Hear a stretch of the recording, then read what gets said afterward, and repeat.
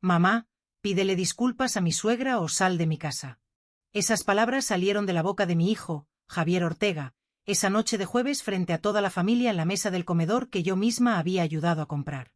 Me levanté despacio, no temblé, no grité. Miré directamente a los ojos de esa mujer, la madre de Marta, que sonreía con ese aire de quien cree haber ganado la guerra. Dije solo 3 palabras y me fui. 2 semanas después, Javier tocó a mi puerta desesperado. Pero eso viene después. Me llamo Lucía Ortega, tengo 60 años y lo que voy a contarte cambió para siempre la relación con mi único hijo. No sé si hice lo correcto. Todavía me lo pregunto algunas noches cuando la casa está en silencio y solo se escucha el tic-tac del reloj de pared que perteneció a mi esposo. Pero sí sé una cosa, hay momentos en la vida de una mujer en los que debe elegir entre ser amada o ser respetada. Y yo elegí. Pero antes de continuar, verifica si ya te has suscrito al canal, deja tu me gusta y cuéntame en los comentarios desde donde estás escuchando mi historia. Me gustaría mucho saber hasta dónde ha llegado. Todo comenzó 3 años atrás, cuando mi esposo Manuel Ortega murió. Infarto fulminante, 59 años, sin despedida. Dejó su anillo de matrimonio sobre la mesita de noche. Como siempre, yo lo guardé en una cajita de terciopelo azul. Todavía lo miro a veces cuando necesito recordar quién fui antes de convertirme en la mujer invisible de esta historia. Manuel y yo construimos todo juntos. La ferretería en el centro de Madrid, el piso de 3 plantas en el barrio de Salamanca, los ahorros, el futuro de Javier. Cuando Manuel murió, Javier tenía 32 años, vivía en Barcelona. Trabajaba en una empresa de logística. Buen muchacho, responsable, o eso creí. 6 meses después del funeral me llamó. Mamá, conocí a alguien. Se llamaba Marta Torres, 26 años, estudiante de marketing. Sonrisa perfecta, uñas impecables y una madre que parecía salida de una revista de sociedad de las que nunca me gustaron. La primera vez que las vi juntas, algo en mi pecho se apretó, pero una madre no dice esas cosas. Una madre sonríe, abraza, da la bienvenida. Y eso hice hasta esa noche, hasta que mi hijo me pidió disculpas frente a esa mujer que nunca me respetó. A veces confiamos demasiado en quien no debemos, ¿verdad? ¿Tú también te has decepcionado de alguien que amabas? Cuéntame tu historia en los comentarios. Quiero leerte. Antes de contarte cómo llegué a ese momento, esa noche terrible en la que mi hijo me pidió que saliera de su casa, necesito que entiendas quién era yo, quién fui. Porque a veces, para entender una caída, hay que recordar primero la altura desde donde se cayó. Manuel y yo nos conocimos cuando yo tenía 23 años. Él trabajaba en la ferretería de su padre en el centro de Madrid, cerca de la Puerta del Sol. Yo era maestra de primaria en un colegio público cerca de Chamberí. Nos presentó mi prima en una fiesta navideña. Él llevaba un jersey verde oscuro y olía a madera recién cortada y a loción fresca. Cuando me invitó a bailar, sus manos eran ásperas, pero gentiles. ¿Sabes? Nunca he sido bueno con las palabras, me dijo esa noche, pero sí sé construir cosas que duran. Y cumplió. Nos casamos 8 meses después en una iglesia pequeña de la Latina. Mi vestido era sencillo, de encaje blanco, con mangas largas. Manuel lloró cuando me vio caminar hacia el altar. No lo escondió. Me tomó de las manos y dijo, voy a cuidarte toda mi vida, Lucía. Y lo hizo durante 36 años. Lo hizo. Vivimos primero en un piso pequeño en Lavapiés, 2 habitaciones, una cocina donde apenas cabíamos los dos, un balcón donde Manuel sembraba tomates en macetas. Por las mañanas yo preparaba café recién hecho. Él lo tomaba mientras leía el periódico. Siempre las noticias económicas primero, después los deportes. Yo corregía tareas de mis alumnos en la mesa con un lápiz rojo que él me afilaba todas las noches antes de dormir. Esos gestos pequeños, esos detalles que una no sabe que va a extrañar hasta que ya no están. Javier nació cuando yo tenía 25 años, parto natural, 12 horas de labor. Manuel no se movió de mi lado, me sostuvo la mano tan fuerte que después tuvo moratones en los nudillos. Cuando la enfermera puso a nuestro hijo en mis brazos, Manuel se inclinó y nos abrazó a los dos. Mi familia, susurró. Mi familia completa. Javier fue un bebé tranquilo. Dormía bien, comía bien. Tenía los ojos de su padre y mi nariz. Crecía rápido, como si tuviera prisa por descubrir el mundo. Manuel lo llevaba a la ferretería los sábados. Lo sentaba en el mostrador y le enseñaba los nombres de las herramientas. Esto es una llave inglesa, hijo. Esto, un destornillador de estrella. Javier lo miraba con esos ojos enormes, fascinado, como si su padre fuera el hombre más sabio del universo. Y para él lo era, para mí también. Los domingos íbamos al Parque del Retiro. Manuel compraba barquillos. Javier corría detrás de las palomas. Yo me sentaba en un banco y los miraba desde lejos pensando, esto es la felicidad. Esto es todo lo que una mujer puede pedir. Qué ingenua fui. Qué ingenuas somos todas cuando creemos que la felicidad es un estado permanente y no un momento fugaz que hay que atrapar con las dos manos antes de que se escape. Cuando Javier cumplió 10 años, la ferretería del padre de Manuel cerró. La crisis económica, las deudas. El viejo murió 6 meses después de pura tristeza, creo yo. Manuel heredó las deudas y un local vacío. Vamos a empezar de nuevo, me dijo una noche en nuestra cocina pequeña. Tú y yo, Lucía, como siempre. Y empezamos. Yo dejé de trabajar como maestra, no porque él me lo pidiera, sino porque era necesario. Alguien tenía que estar en la ferretería mientras Manuel conseguía clientes, negociaba con proveedores, reconstruía lo que su padre había perdido. Trabajamos 10, 12, 14 horas al día. Javier comía en casa de mi madre después del colegio. Muchas noches llegábamos tan tarde que ya estaba dormido. Yo entraba a su habitación, le acomodaba la manta, le besaba la frente. Perdóname, mi amor, susurraba. Esto es por ti, todo es por ti. Y lo era. En 5 años la ferretería volvió a ser rentable. En 10 años era una de las más reconocidas de Madrid. Manuel abrió una segunda sucursal, después una tercera. Compramos la casa en el barrio de Salamanca cuando Javier tenía 16 años. 3 plantas, jardín trasero, garaje para 2 coches. Yo elegí cada mueble, cada cortina, cada lámpara. Esta es nuestra casa, le dije a Manuel el día que nos mudamos, la casa donde vamos a envejecer juntos. Él me abrazó desde atrás, apoyó su barbilla en mi hombro. Juntos, repitió. Siempre juntos. Javier estudió Administración de Empresas en una universidad prestigiosa de Madrid. Luego se fue a trabajar a Barcelona. Nos visitaba cada 2 meses. Traía la ropa sucia en una maleta enorme y yo se la lavaba, la planchaba, la doblaba con cuidado. Él se reía. Mamá, ya sé lavar mi ropa. Lo sé, le decía yo. Pero me gusta hacerlo. Porque eso hace una madre, ¿verdad? Encuentra placer en las cosas pequeñas, en cuidar, en servir, en darse, y nunca piensa que un día esa entrega puede ser usada en su contra. Manuel murió un martes por la mañana. Estábamos desayunando. Él se llevó la mano al pecho, me miró con esos ojos que tanto amé y dijo, Lucía, yo no. Terminó la frase y se desplomó en la silla. Llamé a la ambulancia. Le hice la reanimación como pude, como recordaba de un curso que había tomado años atrás, pero ya era tarde. En el hospital, un médico joven de gafas redondas me dijo, lo siento mucho, señora. Hicimos todo lo posible. Javier llegó esa misma noche desde Barcelona en el AVE. Me abrazó en el pasillo del hospital y los dos lloramos como no habíamos llorado nunca. Te tengo a ti, me susurró. Siempre voy a cuidarte, mamá. Como papá te cuidó. Yo le creí. ¿Cómo no iba a creerle? Era mi hijo, mi único hijo. El funeral fue hermoso y terrible a la vez. La iglesia estaba llena. Clientes, amigos, familiares, vecinos, todos querían a Manuel. Yo me senté en el primer banco con el anillo de Manuel apretado en mi mano derecha. No lloré durante la misa, no pude. Era como si todas mis lágrimas se hubieran agotado en el hospital y ahora solo quedara un hueco enorme en el pecho. Esa noche en casa, sola por primera vez en 36 años, abrí el armario de Manuel. Sus camisas todavía olían a él. Me senté en el suelo y las abracé todas, una por una. Y ahí, sola en ese armario que olía a madera y a loción fresca, finalmente pude llorar. Mientras cuento todo esto, pienso en dónde estarás escuchándome. Escribe el nombre de tu ciudad en los comentarios. Me gustaría saber desde dónde me acompañas en esta historia.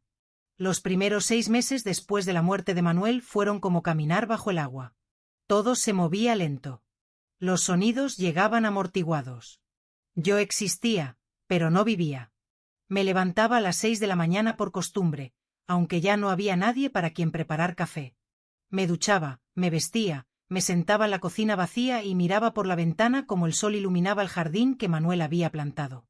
Sus rosales seguían floreciendo. Qué cruel, ¿verdad? Que las cosas sigan creciendo cuando la persona que las sembró ya no está. Javier me llamaba todos los días desde Barcelona. ¿Cómo estás, mamá? ¿Comiste bien? ¿Necesitas algo? Yo le decía que estaba bien, que comí bien, que no necesitaba nada. Mentiras piadosas que decimos para no preocupar a quienes amamos. La verdad era que apenas probaba bocado, que la casa me quedaba demasiado grande, que cada rincón me recordaba a Manuel y que a veces en la madrugada extendía mi mano hacia su lado de la cama esperando encontrarlo ahí, pero siempre estaba vacío, frío. El abogado de Manuel, don Antonio García, un hombre mayor de bigote canoso y modales formales, me citó en su despacho 3 meses después del funeral. Señora Ortega, necesitamos revisar el testamento de su esposo. Me senté frente a su escritorio de caoba con las manos sobre mi bolso de piel, el mismo que Manuel me había regalado en nuestro último aniversario. Don Antonio abrió una carpeta gruesa y sacó varios documentos. Don Manuel fue muy cuidadoso con sus asuntos, comenzó. Dejó todo en orden, la ferretería, las propiedades, las cuentas bancarias. Yo asentí sin entender bien hacia dónde iba todo eso. Usted es la única heredera, señora Ortega. Todo pasa a su nombre. Las 3 ferreterías, la casa de Salamanca, la casa de playa en Marbella que compraron hace 2 años, las inversiones, los ahorros, hizo una pausa. Es un patrimonio considerable. Estamos hablando de aproximadamente 2 millones de euros en activos. El número me golpeó como una ola fría. Yo sabía que Manuel había trabajado duro, que las ferreterías iban bien, pero nunca me había detenido a sumar, nunca había pensado en términos de patrimonio. Don Manuel dejó instrucciones muy específicas, continuó el abogado. Usted tiene control total de todo. Puede administrarlo como mejor le parezca y cuando usted lo decida, puede heredarlo a su hijo Javier. ¿Cuando yo lo decida? Repetí. Exacto. El testamento estipula que usted es la única dueña mientras viva. Javier heredará solo después de su muerte o si usted decide hacer cambios antes. El abogado me entregó una tarjeta con el nombre de un gestor. Le recomiendo que se reúna con él, que revise todo con calma, que entienda lo que tiene en sus manos. Salí de ese despacho mareada. Manuel me había dejado protegida. Más que protegida, me había dejado segura, independiente, dueña de mi propio destino. Por primera vez en meses, algo parecido a la paz se instaló en mi pecho. Le conté a Javier esa misma tarde por teléfono.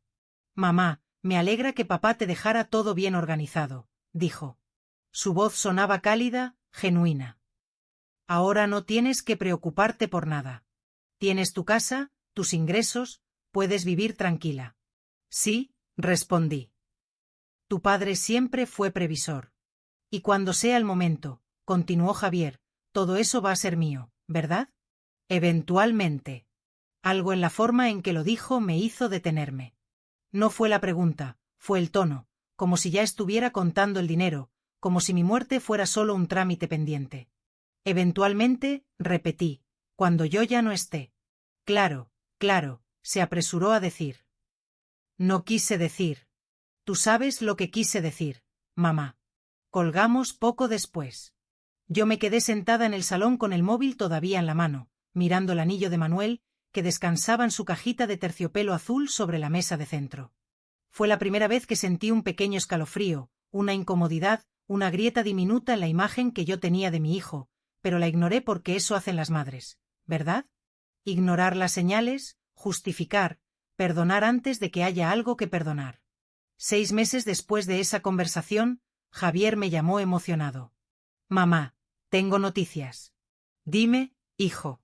Conocí a alguien. Mi corazón dio un salto. Javier llevaba años soltero, enfocado en su trabajo, en su carrera. La idea de que finalmente hubiera encontrado a alguien me llenó de alegría. Cuéntame, ¿cómo se llama? Marta. Marta Torres. Tiene 26 años, estudia marketing. La conocí en una conferencia de trabajo hace 3 meses. 3 meses y no me habías dicho nada, lo regañé suavemente. Quería estar seguro, respondió. Pero mamá, esta es la indicada. Lo sé. Me da mucho gusto, Javier. ¿Cuándo la voy a conocer? Pronto, muy pronto. Te va a encantar. 2 semanas después, Javier vino a Madrid y trajo a Marta. Yo preparé cordero asado durante todo el día anterior, el favorito de Javier. Puse la mesa con el mantel de encaje que había pertenecido a mi abuela. Arreglé flores frescas en el centro. Quería que todo fuera perfecto. Quería que esa muchacha sintiera que era bienvenida en nuestra familia. Llegaron a las 2 de la tarde. Javier entró primero sonriendo de oreja a oreja, cogido de la mano de una chica delgada de cabello largo y lacio, rostro afilado, maquillaje impecable.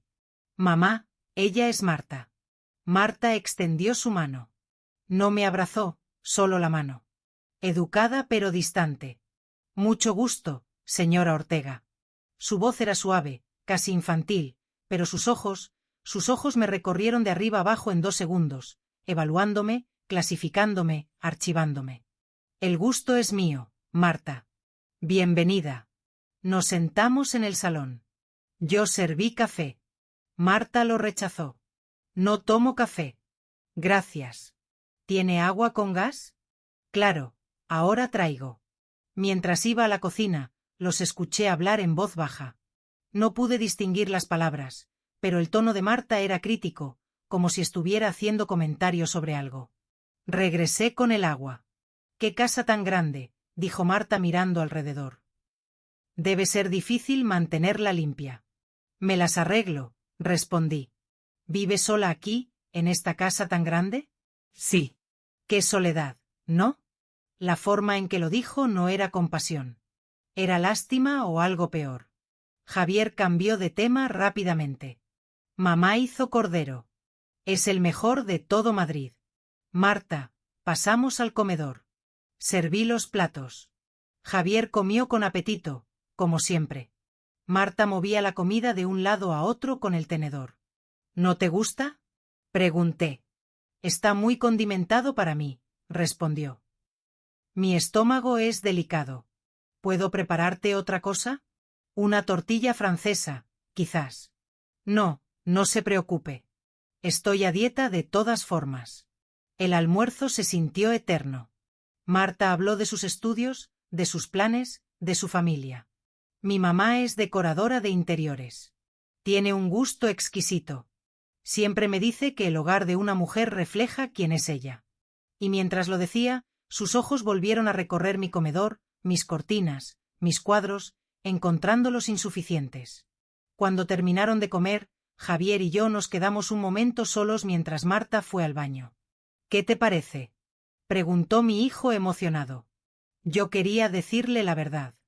Quería decirle que esa muchacha me había hecho sentir pequeña en mi propia casa, que había criticado mi comida sin haberla probado, que sus ojos fríos no combinaban con su sonrisa educada. Pero no lo hice.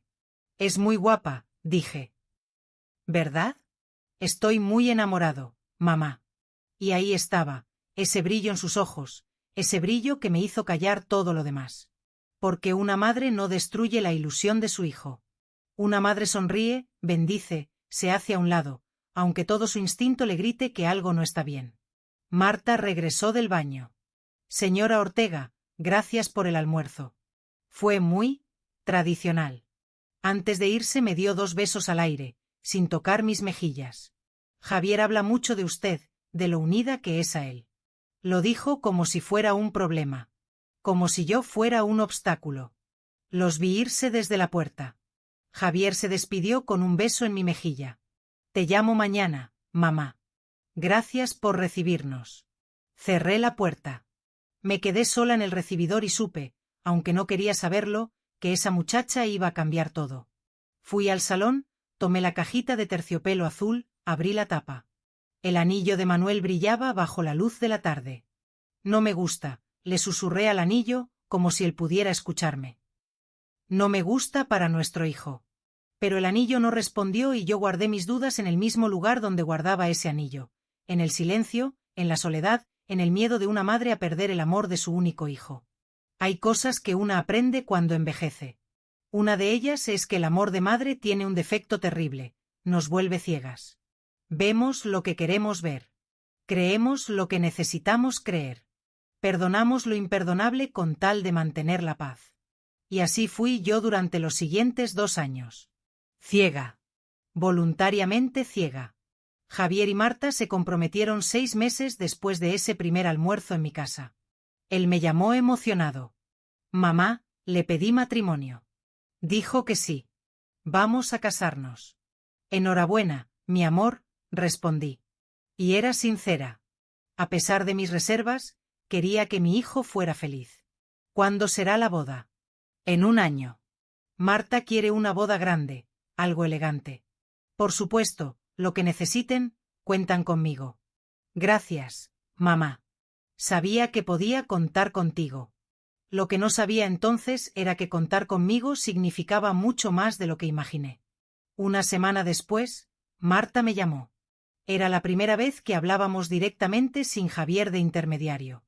Señora Ortega, necesito su ayuda. Dime, Marta, ¿en qué puedo ayudarte? Es que mi mamá y yo estamos planeando la boda, pero el presupuesto que tenemos no alcanza para todo lo que queremos.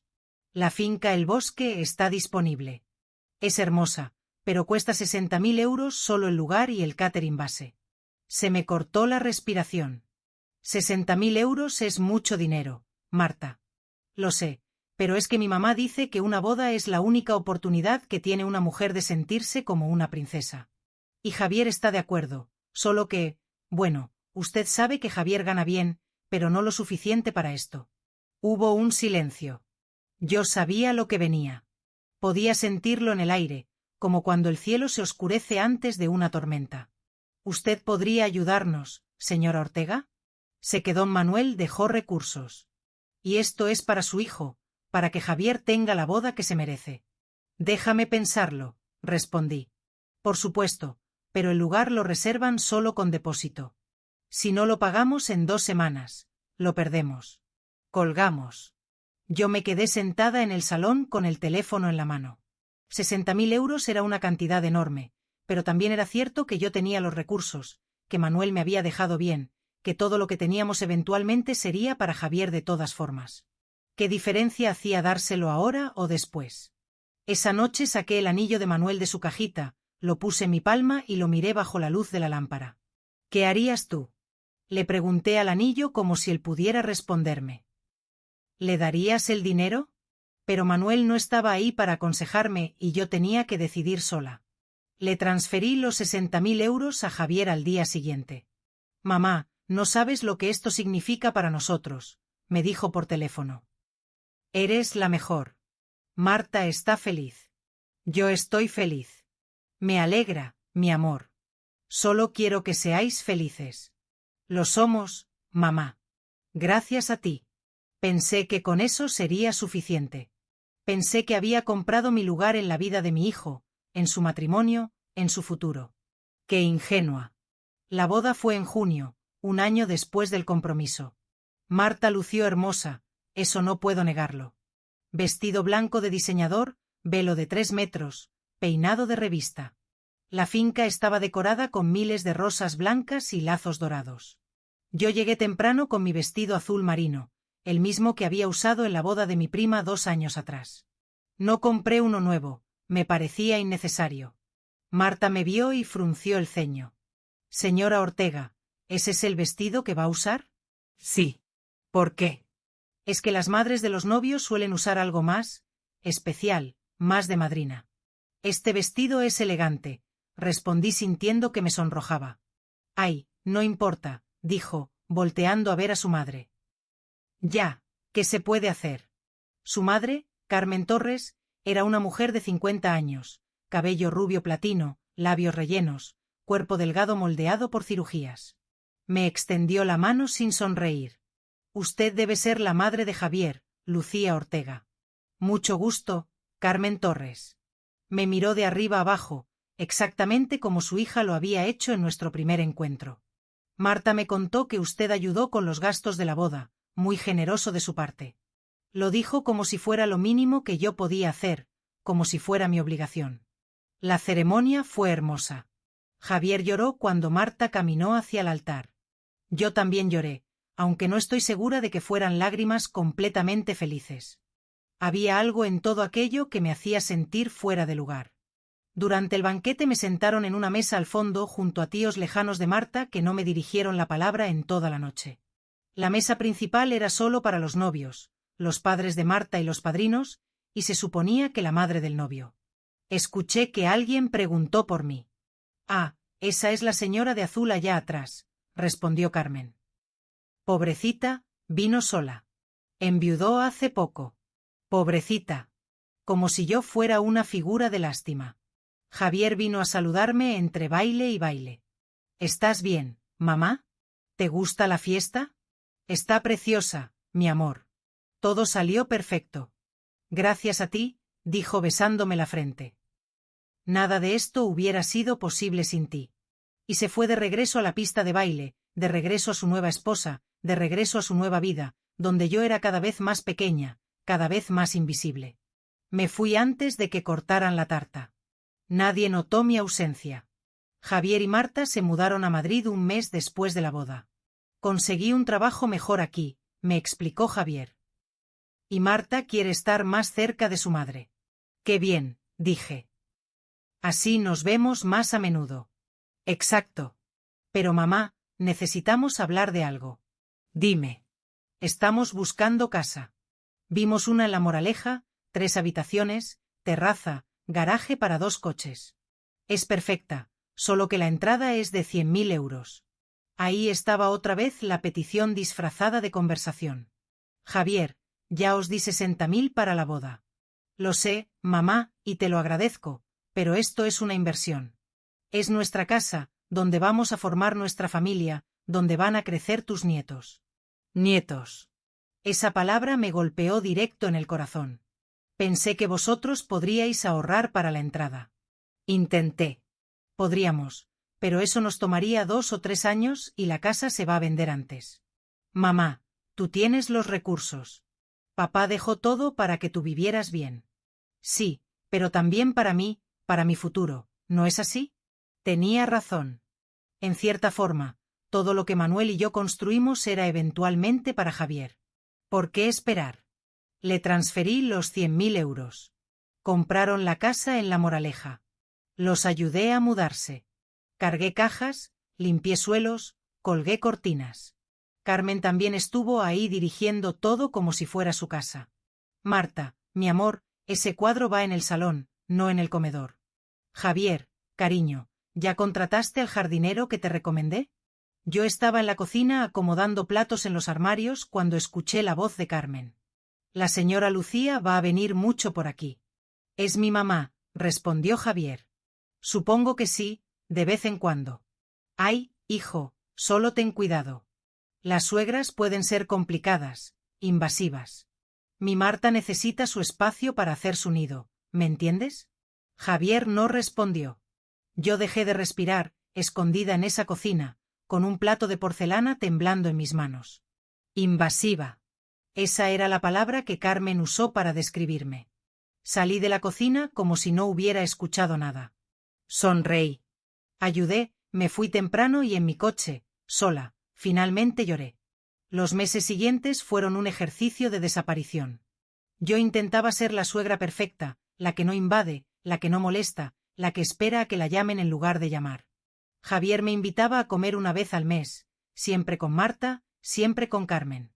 Yo llegaba con algún postre hecho en casa. Marta lo dejaba en la cocina sin probarlo. «Estoy cuidando mi figura, suegra, pero gracias». Carmen llenaba las conversaciones con anécdotas de su familia, de sus viajes, de sus éxitos como decoradora. El mes pasado decoré una casa en Pozuelo. Los dueños quedaron fascinados con mi trabajo. Me pagaron 50.000 euros solo por la consultoría.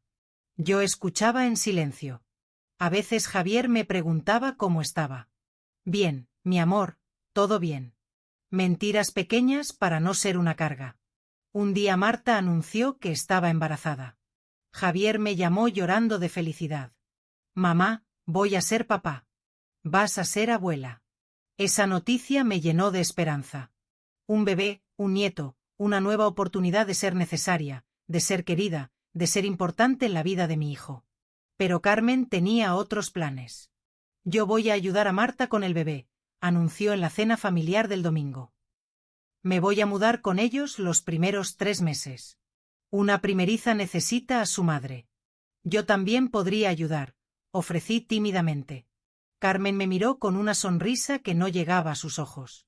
Ay, Lucía, claro, cuando tengamos todo organizado te avisamos. Nunca me avisaron. Mi nieto nació en marzo. Javier me envió una foto por WhatsApp. Se llama Mateo. Pesa 3,400 kilogramos. Está perfecto. ¿Puedo ir a conocerlo? Claro, mamá, pero espérate unos días. Marta está muy cansada. Carmen está aquí ayudando. En cuanto estemos más organizados te digo. Esperé una semana. 2 semanas. 3. Finalmente, un mes después me dejaron visitarlo. Carmen me abrió la puerta. Ay, Lucía, qué bueno que viniste. Pasa, pero no hagas ruido. El bebé está dormido. Mateo estaba en su cuna, diminuto, perfecto, con los ojos cerrados y los puñitos apretados. Me incliné para tocarlo, para acariciar su mejilla suave. No lo despiertes, me advirtió Carmen. Acabamos de dormirlo y fue un trabajo de horas. Me quedé ahí de pie, mirando a mi nieto sin poder cogerlo en brazos, sin poder besarlo, sin poder decirle cuánto lo amaba. 20 minutos después, Carmen sugirió que ya era hora de que me fuera. Marta necesita descansar. Conduje de regreso a mi casa con un nudo en la garganta. Llegué, cerré la puerta, fui directo al salón, saqué el anillo de Manuel y esta vez no solo lloré, le hablé. Me estoy desapareciendo, Manuel, le dije al anillo. Me estoy volviendo invisible. Y lo peor es que yo misma me estoy borrando por miedo, por amor, por no perder a nuestro hijo. El anillo brillaba en mi mano y yo, en esa casa enorme y vacía, entendí algo terrible. Me había convertido en la suegra que espera permiso para amar, la que pide disculpas por existir, la que paga por cada migaja de atención. Y aún así seguí callada, porque eso hacen las madres que tienen miedo, se tragan el dolor, sonríen y esperan que algún día alguien note que están sangrando por dentro. Mientras te cuento esto, me pregunto si tú has vivido algo parecido. ¿Alguna vez has sentido que te borras a ti misma para mantener la paz? Escríbelo en los comentarios. A veces solo saber que no estamos solas nos da fuerzas para seguir. Hay una diferencia entre sospechar y saber, entre intuir y confirmar, entre sentir que algo está mal y ver la verdad con tus propios ojos. Yo llevaba 2 años sospechando, pero lo que descubrí esa tarde cambió todo. Mateo tenía 6 meses cuando Marta me llamó. Era extraño. Ella nunca me llamaba. Siempre era Javier quien hacía de puente entre nosotras. Suegra, necesito un favor. Dime, Marta. Es que tengo una emergencia. Mi mamá tuvo que ir a Valencia por un proyecto urgente y yo tengo cita con el ginecólogo. No hay nadie que pueda cuidar a Mateo. ¿Podría usted? Mi corazón dio un salto. Por supuesto. ¿A qué hora? ¿Puede venir en 1 hora? La cita es a las 3. Ahí estaré. Conduje a La Moraleja con una emoción que no sentía desde hacía meses. Finalmente iba a estar a solas con mi nieto. Finalmente iba a poder tenerlo en brazos, mecerlo sin que nadie me vigilara. Marta me abrió la puerta. Llevaba ropa deportiva y el cabello recogido. Sin maquillaje se veía más joven, más vulnerable. Gracias por venir. Mateo acaba de comer. Debe dormir en 1 hora. Los pañales están en su habitación, las toallitas también. No le dé nada más que agua, por favor. No te preocupes, estaré bien. Regreso en 2 horas máximo. Tomó su bolso y salió apurada. Yo me quedé sola en esa casa que había ayudado a pagar, pero donde siempre me sentía como una invitada incómoda. Mateo estaba en su mecedora despierto, mirando un móvil de colores que colgaba sobre él. Cuando me vio, sonrió. Esa sonrisa, Dios mío, esa sonrisa que me recordó a Javier cuando era bebé. Lo cogí con cuidado, lo acuné contra mi pecho, olía a talco y a leche tibia. Canturreé una nana que le cantaba a Javier hace 35 años. Duérmete, mi niño. Duérmete, mi amor. Mateo cerró los ojos. Su respiración se volvió lenta, profunda. Lo llevé a su cuna y lo recosté con suavidad. Me quedé mirándolo durante largos minutos. Mi nieto, la extensión de mi hijo, la continuación de Manuel y mía. Y sentí por primera vez en años que mi vida tenía sentido otra vez. Salí de la habitación con cuidado de no hacer ruido. Fui a la cocina. Pensé en preparar algo para cuando Marta regresara. Un té, un bocadillo, algo que demostrara que yo no solo era útil para cuidar al bebé, sino que podía ser parte de esa familia. La cocina estaba impecable. Todo en su lugar. La mesa de cristal brillaba bajo la luz de la tarde y ahí, sobre la mesa, estaba el móvil de Marta. Lo había olvidado. No lo toqué. No era mi intención, pero la pantalla se iluminó sola con una notificación. Un mensaje de Carmen. ¿Ya hablaste con Javier sobre lo del fideicomiso? Tienes que presionar más. Si la vieja no pone la casa a nombre de él, todo se complica. Me quedé helada. La pantalla se apagó. Mis manos temblaban. Leí bien, la vieja, el fideicomiso, poner la casa a nombre de él. La pantalla volvió a iluminarse con otro mensaje. Acuérdate lo que hablamos. Mientras todo esté a nombre de ella, vosotros no tenéis control. Necesitas que Javier sea más firme. El teléfono vibró otra vez. Y no le digas nada de lo de Barcelona todavía. Primero asegura la casa de Salamanca. Barcelona. ¿Qué de Barcelona? Me alejé del teléfono como si quemara. Fui al salón, me senté en el sofá, intenté respirar, pero mi mente no paraba. El fideicomiso, la casa, la vieja. Yo era la vieja. Mi casa, la casa que Manuel y yo compramos, la casa donde criamos a Javier. Ellos querían que yo la pusiera a nombre de mi hijo. ¿Por qué? ¿Para qué? El bebé lloró. Fui a su cuarto, lo cogí, lo mecí hasta que se calmó. Pero mientras lo hacía, mi mente seguía dando vueltas. Todas las peticiones de dinero, los 60.000 de la boda, los 100.000 de la entrada. ¿Había sido amor filial o estrategia? Todas las visitas espaciadas, las invitaciones escasas. ¿Había sido respeto a mi espacio o alejamiento calculado?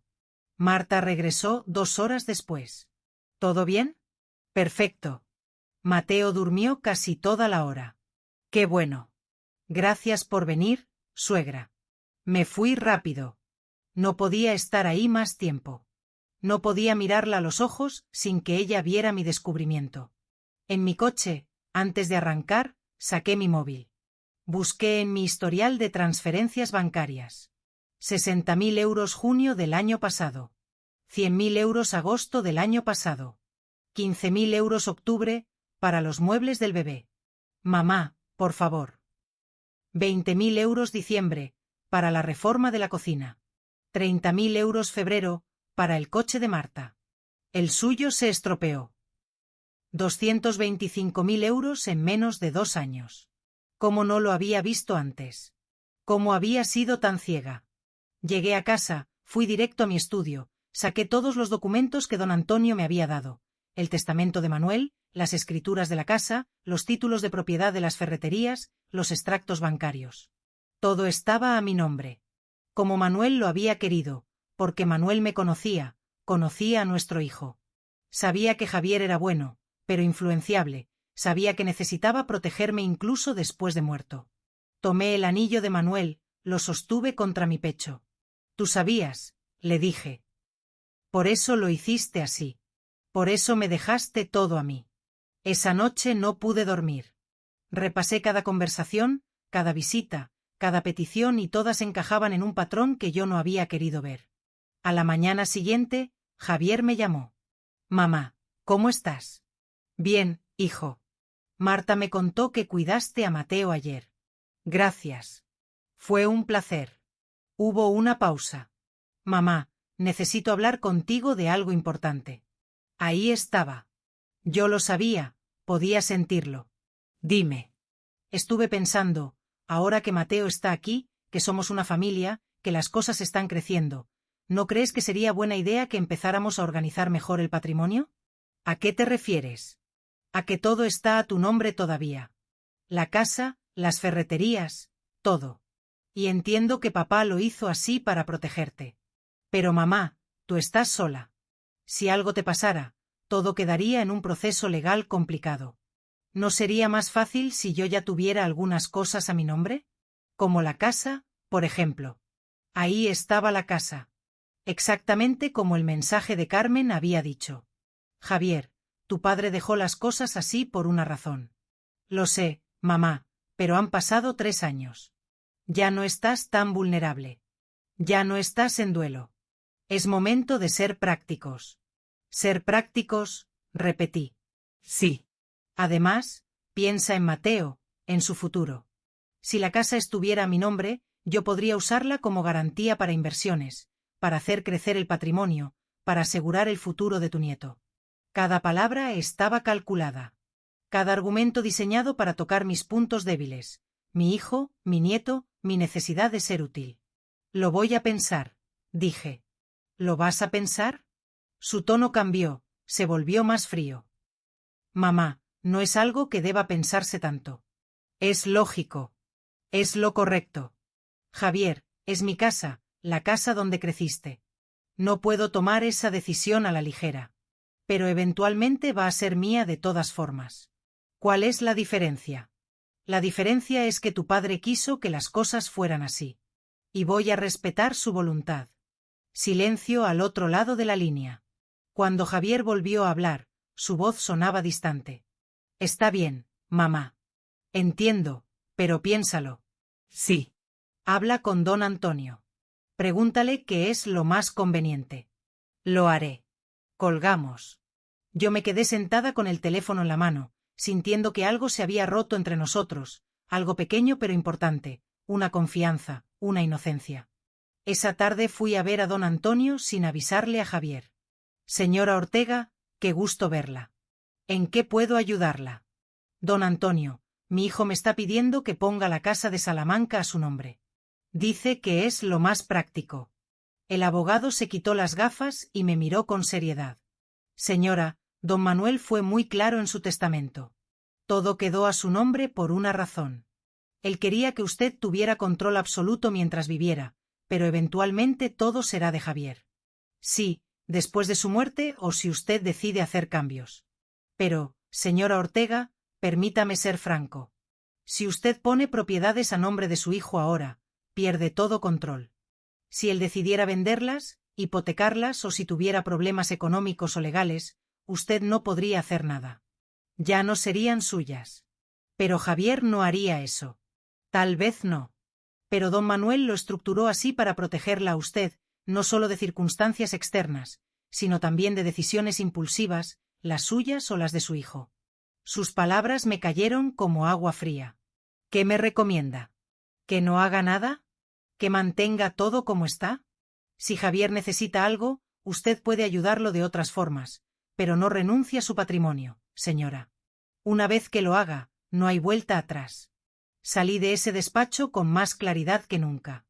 Manuel me había protegido y yo estaba a punto de deshacer esa protección por culpa de mi necesidad de ser querida. Esa noche, sola en mi casa, preparé café recién hecho como hacía años no lo hacía. El olor a café llenó la cocina. Me senté en la mesa donde Manuel y yo habíamos tomado miles de tazas juntos y por primera vez en 3 años no me sentí sola. Me sentí acompañada por su decisión, por su amor, por su previsión. Saqué el anillo de la cajita de terciopelo azul, lo puse en mi dedo anular. Me quedaba grande, pero lo sostuve ahí de todas formas. Gracias, le susurré. Gracias por cuidarme incluso después de irte. 2 días después, Javier vino a visitarme sin avisar. Traía a Marta y a Mateo. Mamá, venimos a comer contigo. Hace mucho que no compartimos. Preparé una tortilla de patatas, jamón, queso y ensalada. Puse la mesa con cuidado. Durante la comida, la conversación fue ligera. Mateo balbuceaba en su trona. Yo le daba cucharaditas de puré de manzana.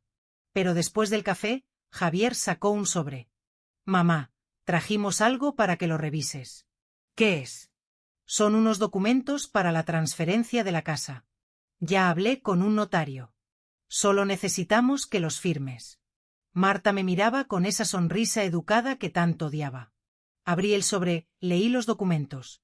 Escritura de donación de propiedad de Lucía Ortega a Javier Ortega Torres. Sentí que el suelo se movía bajo mis pies. Javier, te dije que lo iba a pensar. Ya lo pensaste, ¿no? Han pasado varios días. Y decidí que no, que voy a mantener las cosas como tu padre las dejó. El rostro de Javier se endureció. Mamá, no seas ridícula. Es solo un trámite. No es solo un trámite. Es mi casa. Es la casa de la familia y yo soy tu familia. Lo sé, pero mientras yo viva, las cosas se quedan como están. Marta se removió en su silla. Sus ojos brillaban con algo que no era tristeza, era furia. Suegra, ¿no confía en su propio hijo? Esto no es sobre confianza. Entonces, ¿sobre qué es? Preguntó Javier alzando la voz. ¿Sobre control? ¿Sobre poder? Es sobre respetar la voluntad de tu padre. Mi padre está muerto, mamá, y tú estás usando su voluntad para aferrarte a cosas que eventualmente serán mías de todas formas. Exacto. Eventualmente, no ahora. Javier se levantó de la mesa. Marta lo siguió cogiendo a Mateo en brazos. Esto no se va a quedar así, dijo mi hijo desde la puerta. Vamos a tener que hablar con el abogado. Vamos a tener que ver opciones legales. ¿Opciones legales? Repetí incrédula. ¿Me estás amenazando? No es una amenaza, es una realidad. No puedes quedarte sentada sobre un patrimonio que no usas solo porque tienes miedo de soltarlo. Se fueron. La puerta se cerró y yo me quedé sola en esa casa enorme, mirando el sobre con los documentos que no firmé. Fui a mi habitación, saqué el anillo de Manuel y esta vez no lloré. Esta vez algo dentro de mí se endureció. Algo que había estado dormido durante años. Una fuerza, una determinación, una negativa a seguir siendo la madre que se deja pisar. No voy a firmar, le dije al anillo. No voy a regalar lo que tú construiste, lo que nosotros construimos. Y en ese momento supe que la batalla apenas comenzaba, pero también supe algo más. Esta vez yo no iba a desaparecer, esta vez iba a pelear. Hay momentos en la vida que dividen el tiempo en dos, el antes y el después. Momentos donde todo lo que creíste se desmorona y lo que queda no es la persona que eras, sino alguien completamente nuevo. Para mí, ese momento llegó 3 semanas después de que Javier saliera furioso de mi casa con esos documentos sin firmar. 3 semanas de silencio, 3 semanas sin llamadas, sin visitas, sin fotos de Mateo por WhatsApp. Era un castigo silencioso y funcionaba.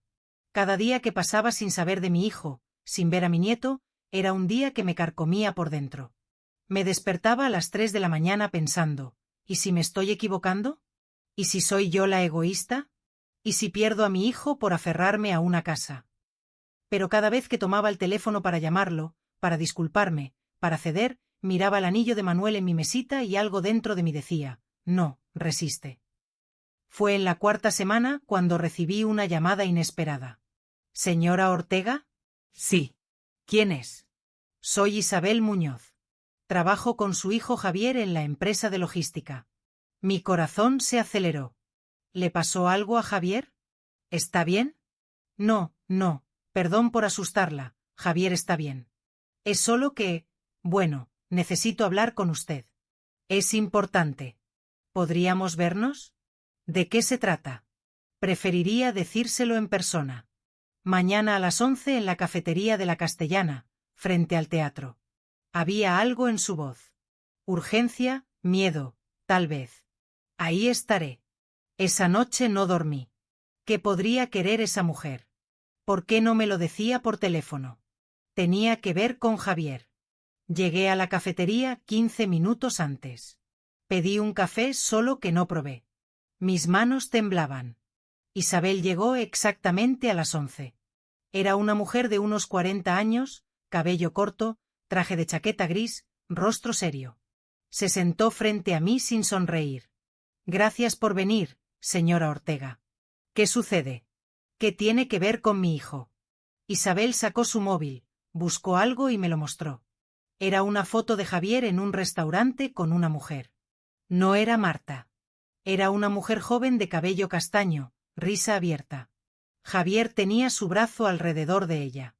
La miraba como hacía tiempo no miraba a nadie. ¿Quién es ella? Pregunté, aunque mi voz apenas salía. Se llama Elena Vega. Trabaja en la sucursal de Barcelona. Javier viaja allá 2 veces al mes, supuestamente por trabajo. Barcelona.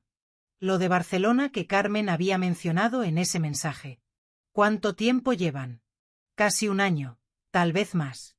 Yo lo supe porque mi prima trabaja en el mismo edificio.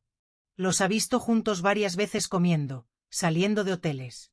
El café se me revolvió en el estómago. ¿Por qué me cuenta esto? Isabel me miró con algo que parecía compasión. Porque yo también fui la esposa engañada alguna vez y alguien me lo dijo. Y aunque dolió, lo agradecí. Pensé que usted debería saber qué clase de hombre es su hijo antes de que tome decisiones importantes por él. Decisiones importantes. Javier habla mucho en la oficina. Dice que está por heredar un patrimonio considerable, que su mamá es mayor y que pronto todo será suyo. Que tiene planes grandes. Cada palabra era una puñalada. Mi hijo dice que soy mayor. Isabel bajó la mirada. Lo siento. Le di las gracias. No sé cómo logré levantarme de esa silla. No sé cómo llegué a mi coche, pero cuando cerré la puerta, cuando estuve sola, finalmente me permití sentirlo todo. La traición, no solo a Marta, no solo a Mateo, sino a mí, a todo lo que Manuel y yo le enseñamos sobre la familia, sobre el honor, sobre el compromiso. Conduje sin rumbo durante 1 hora. Terminé en el Retiro, en el mismo parque donde llevábamos a Javier los domingos cuando era niño. Me senté en un banco, vi pasar familias, padres empujando carritos, niños corriendo detrás de pelotas y pensé, ¿en qué momento perdí a mi hijo?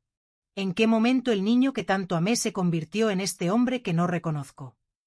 Saqué mi móvil, busqué en Google Elena Vega Logística Barcelona y la encontré. Su perfil de LinkedIn. Elena Vega, 26 años, gerente de operaciones. Su foto de perfil era exactamente la mujer de la fotografía. Revisé su Instagram. Era público. Ahí estaban fotos de viajes, restaurantes, atardeceres. Y en varias, aunque no etiquetado, se podía ver a Javier de fondo, o su mano, o su reloj. Señales pequeñas para quien supiera buscar. La más reciente era de 2 semanas atrás, un brindis en un bar. La leyenda decía, celebrando nuevos comienzos con alguien especial.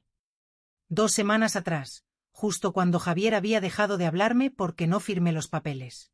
Nuevos comienzos. Estaba planeando dejar a Marta. Estaba planeando comenzar una vida nueva con esta mujer. Y si lo hacía, ¿qué pasaría con Mateo?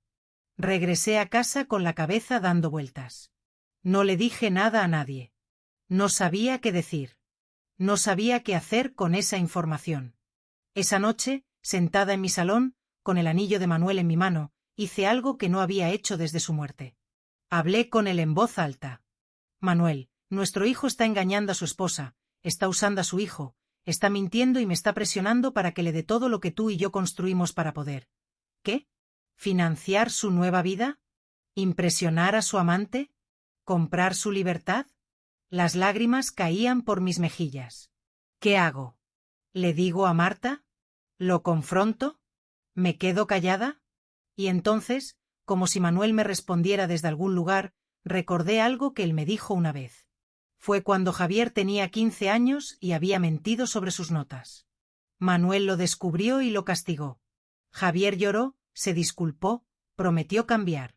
Esa noche en nuestra cama yo le dije a Manuel, tal vez fuiste muy duro con él. Y Manuel me respondió, Lucía, el amor sin consecuencias no es amor, es complicidad. Si dejamos que mienta ahora, ¿qué va a mentir después? Nuestro trabajo como padres no es hacerlo feliz, es hacerlo bueno. Hacerlo bueno. ¿Lo habíamos logrado? ¿O en algún punto, en mi necesidad de ser la madre perfecta, la que todo lo perdona, la que todo lo da, había criado a un hombre que creía que podía tomar sin dar, que podía mentir sin consecuencias, que podía manipular a quien más lo amaba? Pasaron 2 días, y entonces recibí una llamada de Marta. Lloraba. Suegra, necesito hablar con usted. ¿Qué pasó, Marta? ¿Podemos vernos? No quiero hablar por teléfono. Fuimos a una cafetería cerca de su casa. Cuando llegó, Tenía los ojos hinchados, el maquillaje corrido, las manos temblorosas. Se sentó frente a mí y antes de que pudiera decir algo, estalló en llanto. Javier me está engañando. Ahí estaba. La verdad que yo ya sabía, pero que ella acababa de descubrir. ¿Cómo lo supiste? Pregunté. Revisé su teléfono.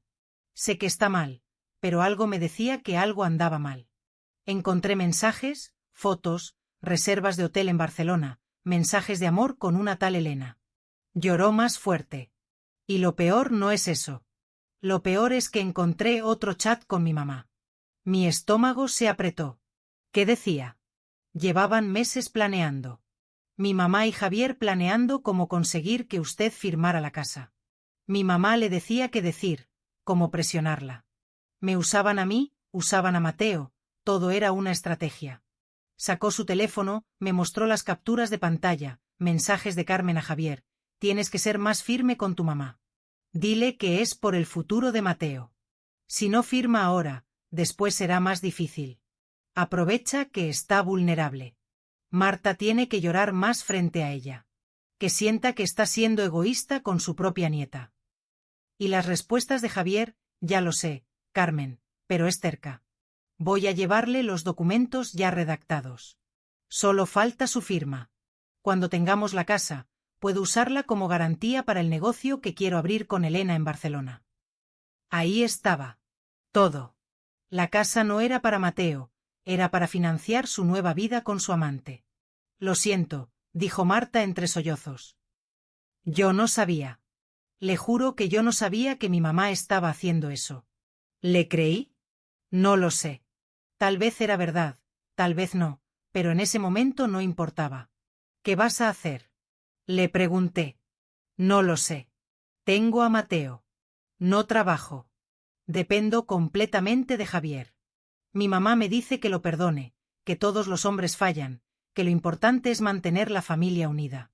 Pero, suegra, no puedo. No puedo vivir así. La miré, esta mujer que me había hecho sentir pequeña, que me había apartado de mi nieto, que se había aliado con su madre para manipular a mi hijo y ahora estaba rota frente a mí, víctima del mismo hombre que yo había criado. Marta, le dije tomando su mano sobre la mesa. Tienes que decidir qué clase de vida quieres para ti y para Mateo. Pero te voy a decir algo, no dejes que nadie, ni siquiera tu madre, te diga que mereces menos de lo que realmente mereces. Ella asintió limpiándose las lágrimas. Nos despedimos en la puerta de la cafetería. Yo conduje de regreso a casa en silencio y cuando llegué fui directo a mi estudio. Saqué todos los documentos, el testamento, las escrituras, los extractos bancarios y llamé a don Antonio. Don Antonio, necesito verlo mañana. Es urgente. ¿Sucedió algo, señora Ortega? Sí. Sucedió que finalmente abrí los ojos. Esa noche, sola en mi casa, preparé la cena que Manuel más amaba: cordero, patatas panadera y un buen vino. Puse 2 platos en la mesa, uno para mí, uno frente a mí, vacío. En el plato vacío puse el anillo de Manuel y mientras comía le hablé. Perdóname, amor. Perdóname por casi traicionar tu confianza, por casi regalar lo que tú construiste con tanto esfuerzo para protegerme. Pensé que estaba siendo buena madre, pero estaba siendo una madre tonta. Tomé el anillo, me lo puse en el dedo. Esta vez no me quedaba tan grande. Esta vez se sentía correcto. No voy a darle nada, susurré. Ni la casa, ni las ferreterías, ni un euro más. Se acabó. Si quiere su herencia, que espere a que yo me muera como tú lo planeaste. Y por primera vez en 4 años desde la muerte de Manuel, sentí algo que no era tristeza. Sentí furia. Furia limpia, furia justa, furia que no destruye, sino que construye. Furia que dice, no más. Al día siguiente fui a ver a don Antonio. Señora Ortega, ¿en qué puedo ayudarla? Quiero activar una cláusula del testamento de mi esposo. Quiero asegurarme de que nada de lo que él dejó pueda ser tocado por mi hijo hasta después de mi muerte. Y quiero hacerlo de manera que sea irreversible. El abogado me miró sorprendido. ¿Estás segura? Completamente. ¿Puedo preguntar qué la llevó a esta decisión? La verdad, abogado. Finalmente vi la verdad. Durante las siguientes 2 horas revisamos cada documento, firmé cada papel, Activé cada protección que Manuel había dejado en su testamento. Cuando salí de ese despacho, el sol de la tarde me golpeó en el rostro y sonreí. No era una sonrisa de venganza, era una sonrisa de liberación, de mujer que finalmente deja de traicionarse a sí misma por amor. Esa noche Javier me llamó. Mamá, necesitamos hablar. Lo sé, respondí yo también. Ven a cenar mañana a las 8. Marta va a cocinar. Tenemos que arreglar esto. Algo en su tono me dijo que no era una invitación, era una trampa, pero ya no tenía miedo. Ahí estaré, dije. Porque sabía que había llegado el momento. El momento de la confrontación, el momento de decir la verdad, el momento de elegirme a mí misma, aunque eso significara perder a mi hijo. El jueves llegó demasiado rápido. Me desperté a las 6 de la mañana, aunque no tenía que estar en casa de Javier hasta las 8 de la tarde. El día se extendió frente a mí como un desierto que tenía que cruzar. Me bañé con calma. Elegí mi ropa con cuidado, un vestido gris perla que Manuel me había regalado en nuestro 30º aniversario. Sencillo pero elegante. Me puse el anillo de Manuel en el dedo anular de mi mano derecha. Lo miré bajo la luz de la mañana. Vas conmigo, le dije al anillo. Hoy más que nunca vas conmigo. Pasé el día ordenando papeles, guardando documentos, como si estuviera preparándome para algo definitivo, porque lo sabía. Sabía que después de esa noche nada sería igual. A las 7:30 conduje hacia La Moraleja. El tráfico estaba pesado, las calles iluminadas. Madrid vivía su rutina de jueves por la noche, sin saber que para mí ese jueves lo cambiaría todo. Llegué exactamente a las 8, toqué el timbre. Javier abrió la puerta, tenía ojeras, llevaba una camisa blanca arrugada. Me miró con una expresión que no supe descifrar. Pasa, mamá. Entré. La casa olía a comida recalentada y a tensión. Y ahí en el salón estaba Carmen, sentada en el sillón principal como si fuera su casa, vestida de blanco, cabello perfectamente peinado, labios rojos. Me sonrió. Pero no era una sonrisa amable, era la sonrisa de un depredador que sabe que tiene a su presa acorralada. Lucía, qué bueno que viniste. No respondí. Miré a Javier. ¿Qué hace ella aquí? Mamá, Carmen es parte de esta familia. Es la abuela de Mateo. Tiene derecho a estar en esta conversación. ¿Qué conversación? Siéntate, por favor. Me senté en el sillón individual, lejos de Carmen. Javier se quedó de pie como un árbitro en un juicio. Marta salió de la cocina. Traía a Mateo en brazos. El bebé estaba dormido. Ella me miró y sus ojos estaban vacíos, como si algo dentro de ella se hubiera apagado. Bueno, dijo Javier juntando las manos. Mamá, te llamamos porque necesitamos resolver esta situación de una vez por todas. ¿Qué situación? Carmen se inclinó hacia adelante. Lucía, seamos honestas. Has estado comportándote de manera muy egoísta. Sentí que el aire se espesaba. ¿Perdón? Lo que escuchaste, egoísta. Tu hijo te está pidiendo algo completamente razonable, que pongas la casa a su nombre. Es tu único hijo, tu único heredero. ¿Por qué te aferras tanto? Porque es mi casa. Es una casa vacía donde vives sola, continuó Carmen. Mientras tanto, tu hijo, tu nuera y tu nieto viven en una casa que apenas pueden pagar. ¿Eso te parece justo? Ellos eligieron esta casa. Yo les di 100.000 euros para la entrada. 100.000 euros que nunca les vas a dejar olvidar, escupió Carmen. Siempre recordándoles que les ayudaste como si fuera un favor y no tu obligación. ¿Mi obligación? Claro, eres su madre, es tu deber ayudarlo. Pero no, tú prefieres quedarte sentada sobre un patrimonio que no usas, que no necesitas. ¿Solo por qué? ¿Poder? ¿Control? Miré a Javier. ¿Vas a dejar que me hable así en tu casa? Javier bajó la mirada. Mamá, Carmen tiene algunos puntos válidos. ¿Puntos válidos? Me levanté. Vine aquí porque dijiste que teníamos que hablar. No a ser insultada. No está siendo insultada, intervino Carmen. Está siendo confrontada con la verdad y la verdad es que está siendo una carga para tu hijo. Esas palabras me golpearon como una bofetada. ¿Una carga? Sí, emocionalmente, financieramente. Javier tiene que estar preocupándose por ti, por tu casa vacía, por tu soledad, cuando debería estar enfocándose en su propia familia. Yo nunca le he pedido que se preocupe por mí. No tienes que pedirlo. Eres su madre. Es automático y él se siente culpable de vivir su vida mientras tú te marchitas en esa casa enorme. Carmen, ya basta, dijo Marta en voz baja, pero Carmen no se detuvo. Lo que necesitas, Lucía, es aceptar tu etapa. Eres una mujer mayor, viuda, sola. Lo más sano sería que vendieras esa casa, te mudaras a un piso más pequeño, más manejable y le dieras a Javier lo que le corresponde. Así él podría tener paz y tú también. ¿Y quién te dio autoridad para decirme cómo vivir mi vida? Carmen sonrió. Esa sonrisa horrible. Yo no tengo autoridad, pero el sentido común sí. Y cualquier persona razonable vería que estás siendo irracional. Me volví hacia Javier. ¿Tú piensas esto? ¿Que soy irracional? ¿Que soy una carga? Javier se pasó la mano por el cabello. Mamá, yo no. Mira, solo creo que sería más fácil para todos si fueras más flexible. Flexible.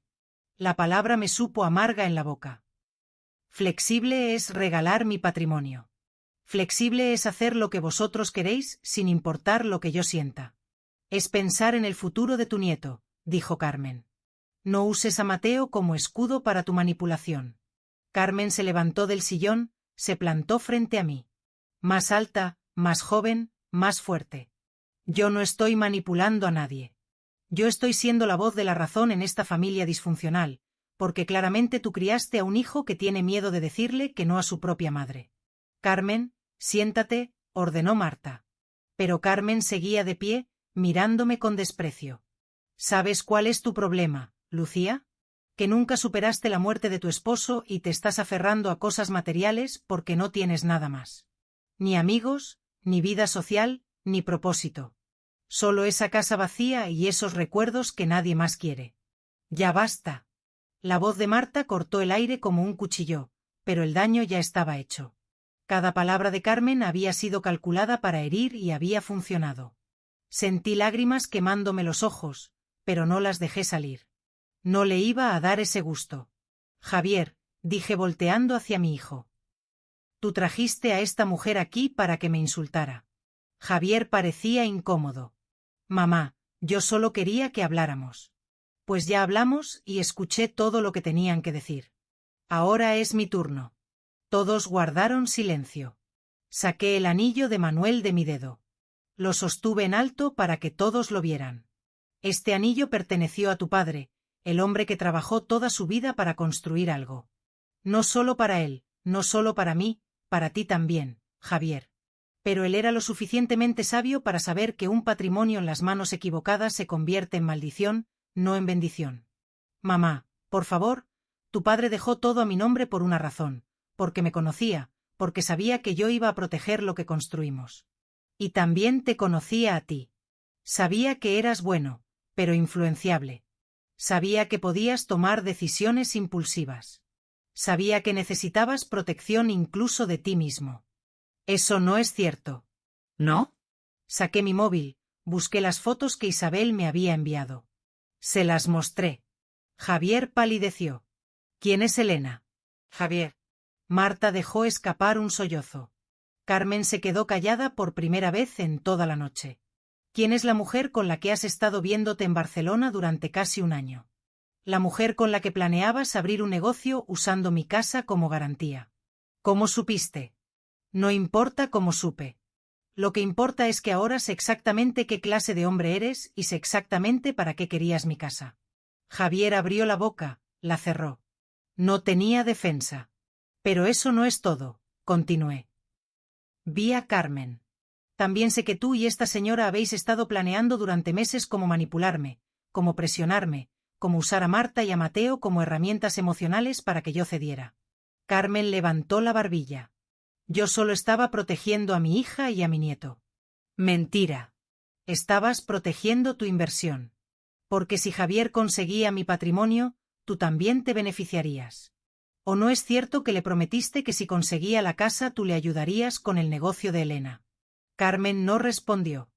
No lo negó porque era verdad. Me volví hacia Marta. Ella estaba llorando en silencio, meciéndose con Mateo en brazos. Marta, lo siento. Siento que mi hijo te haya hecho esto. Siento que tu madre te haya usado. Y siento que este niño inocente esté en medio de todo esto. Suegra, susurró, pero no puedo salvarte. Esa no es mi batalla. Volví a mirar a Javier. Fui a ver a don Antonio. Activé todas las protecciones del testamento de tu padre. La casa, las ferreterías, las cuentas. Todo está bloqueado bajo fideicomisos irreversibles. No puedo cambiarlo aunque quisiera. Heredarás solo después de mi muerte. Ni un día antes, ni un euro antes. Javier dio un paso hacia mí. Mamá, no puedes hacer eso. Ya lo hice. Eso es venganza. Eso es justicia, terminé. Sí, tal vez lo es. O tal vez simplemente es lo que tu padre quiso desde el principio. Me estás castigando por enamorarme de otra persona. Te estoy protegiendo de ti mismo, como tu padre me protegió a mí. Carmen se acercó. Su rostro estaba rojo de furia. Eres una vieja amargada, egoísta, cruel. Tal vez, respondí con calma, pero soy una vieja amargada con mi casa, con mi patrimonio, con mi dignidad intacta. Javier, no vas a permitir que tu madre te hable así, siseó Carmen. Y entonces sucedió. Javier me miró. Me miró con una frialdad que nunca había visto en sus ojos. Mamá, dijo con voz dura, tienes que pedirle disculpas a Carmen. El tiempo se detuvo. ¿Qué? ¿Le faltaste al respeto? ¿La insultaste? Es la abuela de mi hijo. Pídele disculpas ahora. No podía creer lo que estaba escuchando. Javier, ella me insultó primero. Me llamó egoísta, carga, vieja, amargada, y tal vez tenía razón. Mira lo que estás haciendo, destruyendo a tu propia familia por dinero. No es por dinero, es por... Mamá, pídele disculpas a mi suegra o sal de mi casa. Gritó Javier. Su voz retumbó en toda la casa. Mateo se despertó y empezó a llorar. Ahí estaba el ultimátum, la línea que nunca pensé que mi hijo cruzaría. Miré a Javier, al hombre que había crecido en mi vientre, al niño que había mecido en mis brazos, al hijo por el que habría dado mi vida sin pensarlo. Y vi a un extraño. Vi a un hombre que me pedía humillarme frente a la mujer que había conspirado contra mí. Un hombre que elegía a su suegra manipuladora sobre su propia madre. Un hombre que ponía condiciones a mi presencia en su vida. Javier, no. Lloraba Marta.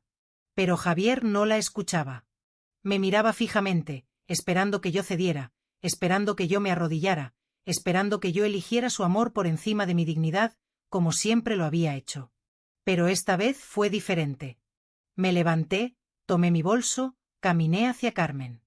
Ella me miraba con esa sonrisa victoriosa, con ese brillo en los ojos que decía, te gané. Me detuve frente a ella y dije solo 3 palabras, quédate con él. Su sonrisa se congeló. ¿Qué? Quédate con mi hijo. Con sus mentiras, con su traición, con este desastre que ayudaste a crear. Es todo tuyo. Ahora me volví hacia Javier. Hijo, tu padre te dejó un nombre limpio, un patrimonio honesto, valores sólidos y una madre que te amó más que a su propia vida. Y tú cambiaste todo eso por esto, señalé alrededor, por esta mujer que te manipula, por un amante en Barcelona, por dinero que no has ganado. Yo ya no puedo salvarte, ya no voy a intentarlo. Mamá, si sales por esa puerta, ¿qué? ¿No tendré hijo? Hijo, hace meses que no tengo hijo. Solo tengo un hombre que se parece a él, pero que no conozco. Caminé hacia la puerta. Lucía, no seas dramática, escuché la voz de Carmen. Siéntate. Hablemos como adultos. No me volví. Abrí la puerta. El aire frío de la noche me golpeó el rostro. Mamá. Gritó Javier. Pero no me detuve. Bajé las escaleras, caminé hacia mi coche.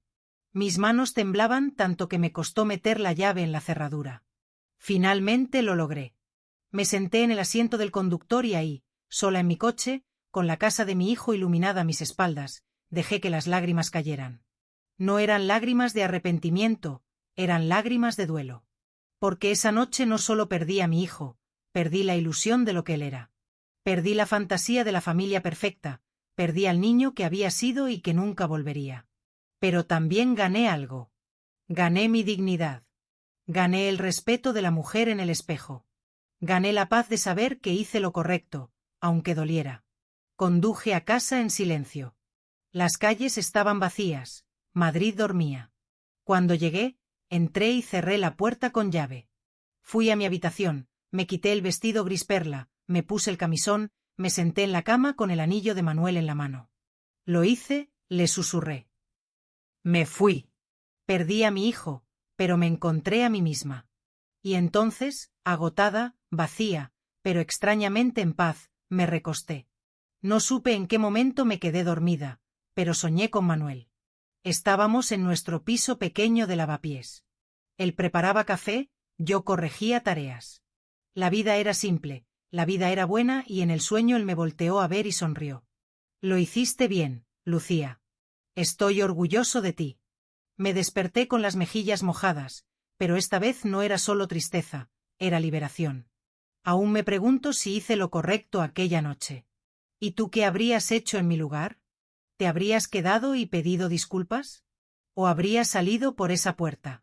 Cuéntame en los comentarios. A veces necesitamos saber que no estamos solas en las decisiones más difíciles.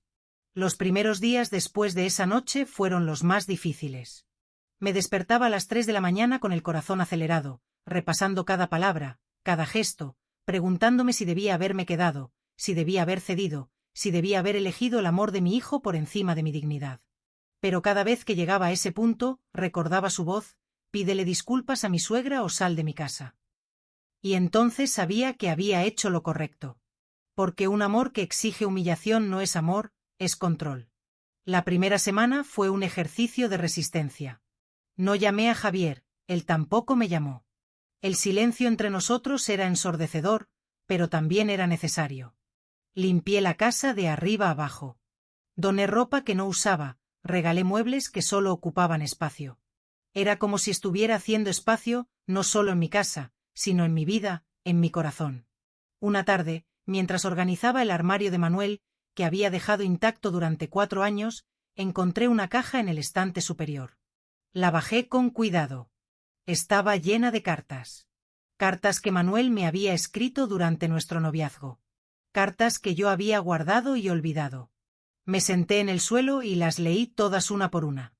En una de ellas, escrita 2 meses antes de nuestra boda, Manuel decía: Lucía, te prometo que siempre voy a protegerte, incluso cuando yo ya no esté. Voy a construir algo tan sólido para ti, que nunca tengas que depender de nadie, ni siquiera de nuestros hijos, porque el amor de madre es el más fuerte del mundo, pero también el más vulnerable. Y yo no voy a dejar que nadie abuse de ese amor. Lloré leyendo esas palabras porque Manuel había cumplido su promesa. Había construido algo sólido. Había dejado protecciones. Había previsto exactamente esto, que yo necesitaría defenderme incluso de mi propio hijo. Y lo más hermoso era que lo había hecho sin juzgar a Javier. Simplemente conocía la naturaleza humana. Sabía que el dinero cambia a las personas.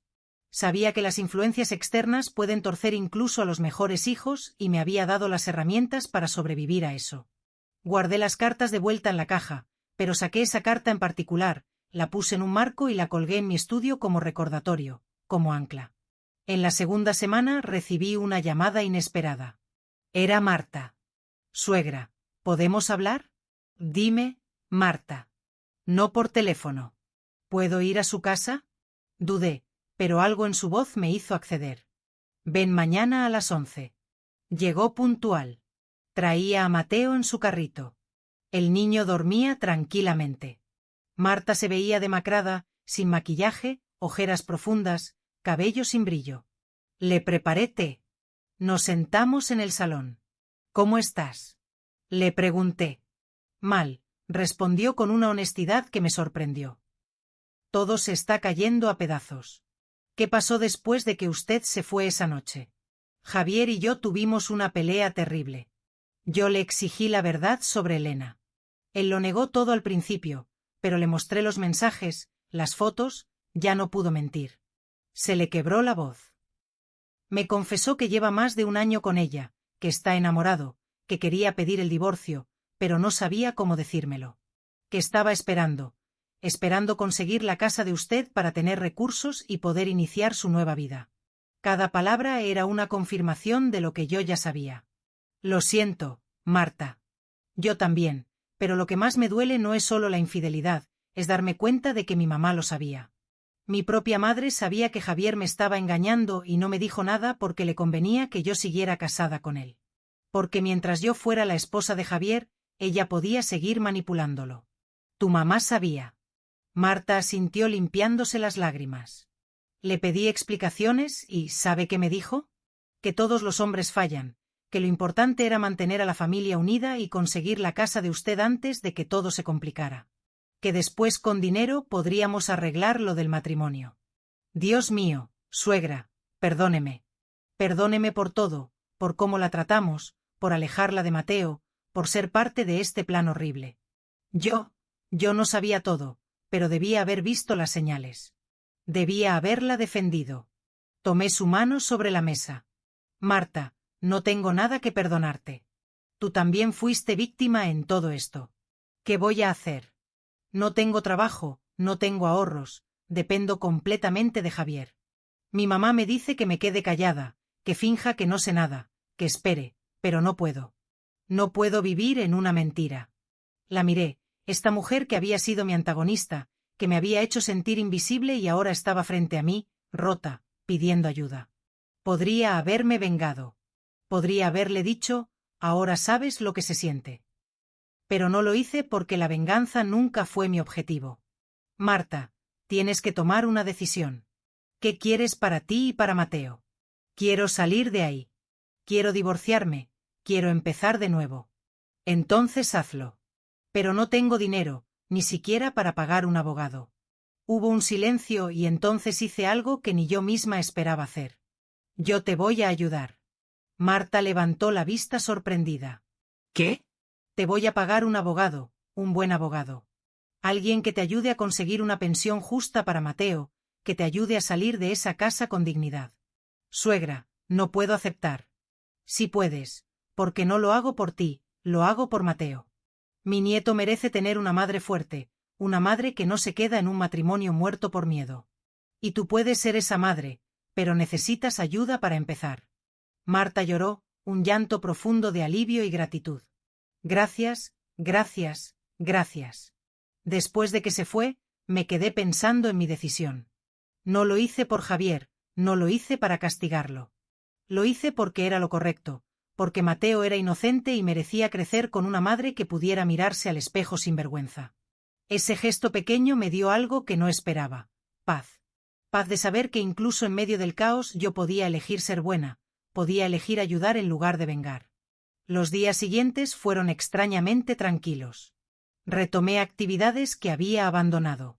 Me inscribí en un club de lectura en la biblioteca del barrio. Empecé a ir a clases de yoga por las mañanas. Conocí a otras mujeres de mi edad, mujeres que también habían enviudado, que también habían criado hijos que ahora vivían lejos. Una de ellas, Mercedes, se volvió mi amiga. Tomábamos café después del yoga y hablábamos de todo. De nuestros esposos muertos, de nuestros hijos complicados, de nuestros sueños postergados. ¿Sabes qué me dijo mi hijo el otro día? Me contó Mercedes una tarde. Que mi casa era demasiado grande para mí sola, que debería venderla y darle el dinero para que él invierta, que él sabría administrarlo mejor. Me reí, una risa amarga. Mi hijo me dijo lo mismo. ¿Y qué hiciste? Le dije que no. ¿Y qué pasó? Dejó de hablarme. Mercedes asintió con comprensión. El mío también. Llevamos 3 meses sin hablarnos. ¿Te duele? Al principio sí, mucho, pero ahora entiendo que a veces amar a un hijo significa dejarlo vivir las consecuencias de sus decisiones, incluso si esas consecuencias incluyen perderme a mí. Sus palabras resonaron en mi pecho. Era exactamente lo que yo estaba viviendo. Esa noche, sola en mi casa, preparé la cena como si Manuel todavía estuviera ahí. Puse 2 platos, uno para mí, uno vacío frente a mí. En el plato vacío puse el anillo. Manuel, creo que finalmente entiendo tu testamento. No me protegiste del mundo. Me protegiste de mi propia necesidad de ser amada a cualquier costo. Me obligaste a elegirme, a defenderme, incluso cuando doliera. Comí en silencio, pero no era un silencio triste, era un silencio lleno, un silencio que hablaba de decisiones difíciles tomadas con la cabeza en alto. Después de cenar fui a mi estudio. Abrí el cajón donde guardaba todos los documentos legales, el testamento de Manuel. Las escrituras, los fideicomisos activados, todo estaba en orden, todo estaba protegido. Y entonces entendí algo que no había entendido hasta ese momento. No necesitaba hacer nada más. No necesitaba vengarme. No necesitaba castigar a Javier. No necesitaba probar nada. Simplemente había activado el testamento de su padre. El resto seguiría su curso natural porque la vida tiene una forma de cobrar sus deudas. No es karma vengativo, no es castigo divino, es simplemente la consecuencia natural de las decisiones que tomamos. Javier había elegido la mentira sobre la verdad, la manipulación sobre el amor, el dinero sobre la familia y esas elecciones tendrían su precio. Yo no tenía que hacer nada, solo tenía que esperar y vivir mi vida con la conciencia tranquila. Pasaron los días, una semana, 2 semanas, yo seguía con mi rutina. Yoga, lectura, café con Mercedes, visitas al mercado, tardes tranquilas en mi jardín, cuidando los rosales que Manuel había plantado. Me sorprendió darme cuenta de que no me sentía sola, me sentía libre. Libre de la ansiedad constante de complacer a mi hijo, libre de la necesidad de justificar mi existencia, libre de caminar de puntillas en mi propia vida. Una tarde, mientras podaba las rosas, mi vecina, la señora Campos, se asomó por la valla. Lucía, te ves diferente. ¿Diferente cómo? Más ligera, como si te hubieras quitado un peso de encima. Sonreí. Tal vez sí. Sea lo que sea que hiciste, te está sentando bien. Esa noche me puse el vestido gris perla otra vez, el mismo que había usado en esa cena terrible, pero esta vez me lo puse para mí. Me miré al espejo, 60 años, cabello con canas que ya no me molestaban, arrugas alrededor de los ojos que contaban historias. Y por primera vez en años me gustó la mujer que vi en el espejo. No era perfecta, no era joven, no era la madre abnegada que todo lo perdona, pero era digna, era fuerte. Era yo. Me puse el anillo de Manuel en el dedo. Gracias por enseñarme esto, le dije a su reflejo en el espejo, como si él estuviera ahí. Gracias por amarme lo suficiente como para protegerme incluso de mí misma. Y entonces sucedió. Era un jueves por la noche, exactamente 2 semanas después de la cena. Yo estaba leyendo en el salón cuando escuché golpes fuertes en la puerta, desesperados, urgentes. Me levanté confundida. Miré por la mirilla. Era Javier. Tenía el rostro desencajado, los ojos rojos, el cabello revuelto. Golpeaba la puerta como si su vida dependiera de ello. Mamá, mamá, abre, por favor. Mi corazón se aceleró. Abrí la puerta. Javier prácticamente se derrumbó en el umbral. Mamá, sollozó, mamá, todo está mal. Todo se está cayendo. El banco bloqueó mis cuentas. El abogado me llamó. La casa está con orden de embargo. No entiendo qué está pasando. ¿Qué hiciste? ¿Qué hiciste? Lo miré. Mi hijo, desesperado, asustado, perdido. Y aunque mi corazón de madre quería abrazarlo, consolarlo, salvarlo, mi cabeza sabía que este era el momento. El momento de la verdad, el momento de la justicia, no la que yo había buscado, sino la que la vida misma había traído. Respiré profundo y con una calma que ni yo sabía que tenía, le dije, entra, Javier, tenemos que hablar. Javier entró a mi casa como un náufrago buscando tierra firme. Se dejó caer en el sofá del salón con las manos temblando, la respiración entrecortada. Parecía haber envejecido 10 años en 2 semanas. Cerré la puerta con calma. Fui a la cocina. Preparé tila, la misma que le daba cuando era niño y tenía pesadillas. Cuando regresé, él tenía la cabeza entre las manos. Toma, le dije ofreciéndole la taza. Respira. Tomó la tila con manos temblorosas, bebió un sorbo largo. Mamá, no entiendo qué está pasando. Esta mañana intenté usar mi tarjeta de crédito y fue rechazada. Llamé al banco y me dijeron que todas mis cuentas están congeladas por orden judicial. Después me llamó un abogado diciendo que la casa tiene orden de embargo por deudas impagadas, pero yo no tengo deudas. Yo he estado pagando todo a tiempo. Lo miré en silencio esperando, y luego se le quebró la voz. Luego Marta me entregó los papeles del divorcio. Papeles oficiales con un abogado de verdad. No sé de dónde sacó el dinero para contratar un abogado así. Y me está demandando por pensión alimenticia, por la custodia de Mateo, por todo. Bebió más tila. Sus manos seguían temblando. ¿Y Elena? Elena me dejó. Me dijo que no quiere estar con alguien que tiene tantos problemas, que ella no firmó para esto, que fue lindo mientras duró, pero que ella necesita estabilidad. Dejó la taza sobre la mesa de centro con un golpe seco. ¿Y mi trabajo? Mi jefe me llamó hoy. Me preguntó sobre los viajes a Barcelona. Alguien le envió información de que yo estaba usando viajes de trabajo para ver a Elena, que estaba facturando gastos personales como gastos de la empresa. Me pusieron en investigación interna. Podría perder mi trabajo, mamá. Cada palabra era una pieza del rompecabezas cayendo en su lugar. No por mi mano, sino por la suya. Y Carmen, continuó con amargura. Carmen ni siquiera contesta mis llamadas. Desapareció como si nunca hubiera sido mi aliada, como si todos esos meses de planes y estrategias no hubieran existido. Se levantó del sofá, caminó hacia la ventana, me dio la espalda. Entonces vine aquí, fui al banco primero, hablé con el director, me dijo que el bloqueo venía de una orden relacionada con el patrimonio de papá, que había fideicomisos activados, que alguien había iniciado procesos legales. Se volteó hacia mí. Sus ojos estaban rojos. Tú hiciste esto. Don Antonio me confirmó que fuiste tú, que activaste cláusulas del testamento de papá que bloquearon todo. ¿Por qué, mamá? ¿Por qué me estás haciendo esto? Tomé un sorbo de mi propio té. Dejé que el silencio se extendiera entre nosotros. Cuando finalmente hablé, mi voz era calmada, casi suave. Yo no te estoy haciendo nada, Javier. Solo activé el testamento de tu padre, tal como lo dejó escrito, tal como siempre debió ser. ¿Y qué significa eso? ¿Qué tiene que ver el testamento de papá con el banco bloqueando mis cuentas? Me levanté, fui a mi estudio, saqué una carpeta que había preparado, regresé y la puse sobre la mesa de centro. Ábrela. Javier abrió la carpeta con manos torpes. Adentro había copias de todos los documentos, el testamento original, los fideicomisos, las órdenes judiciales. Tu padre, comencé, dejó muy claro en su testamento que todo el patrimonio quedaría a mi nombre mientras yo viviera. Las ferreterías, las propiedades, las cuentas de inversión, todo eso ya lo sé. Pero lo que tal vez no sabías es que tu padre también incluyó cláusulas de protección, cláusulas que podrían activarse si alguien intentaba presionarme, manipularme o forzarme a transferir propiedades antes de mi muerte. Javier palideció.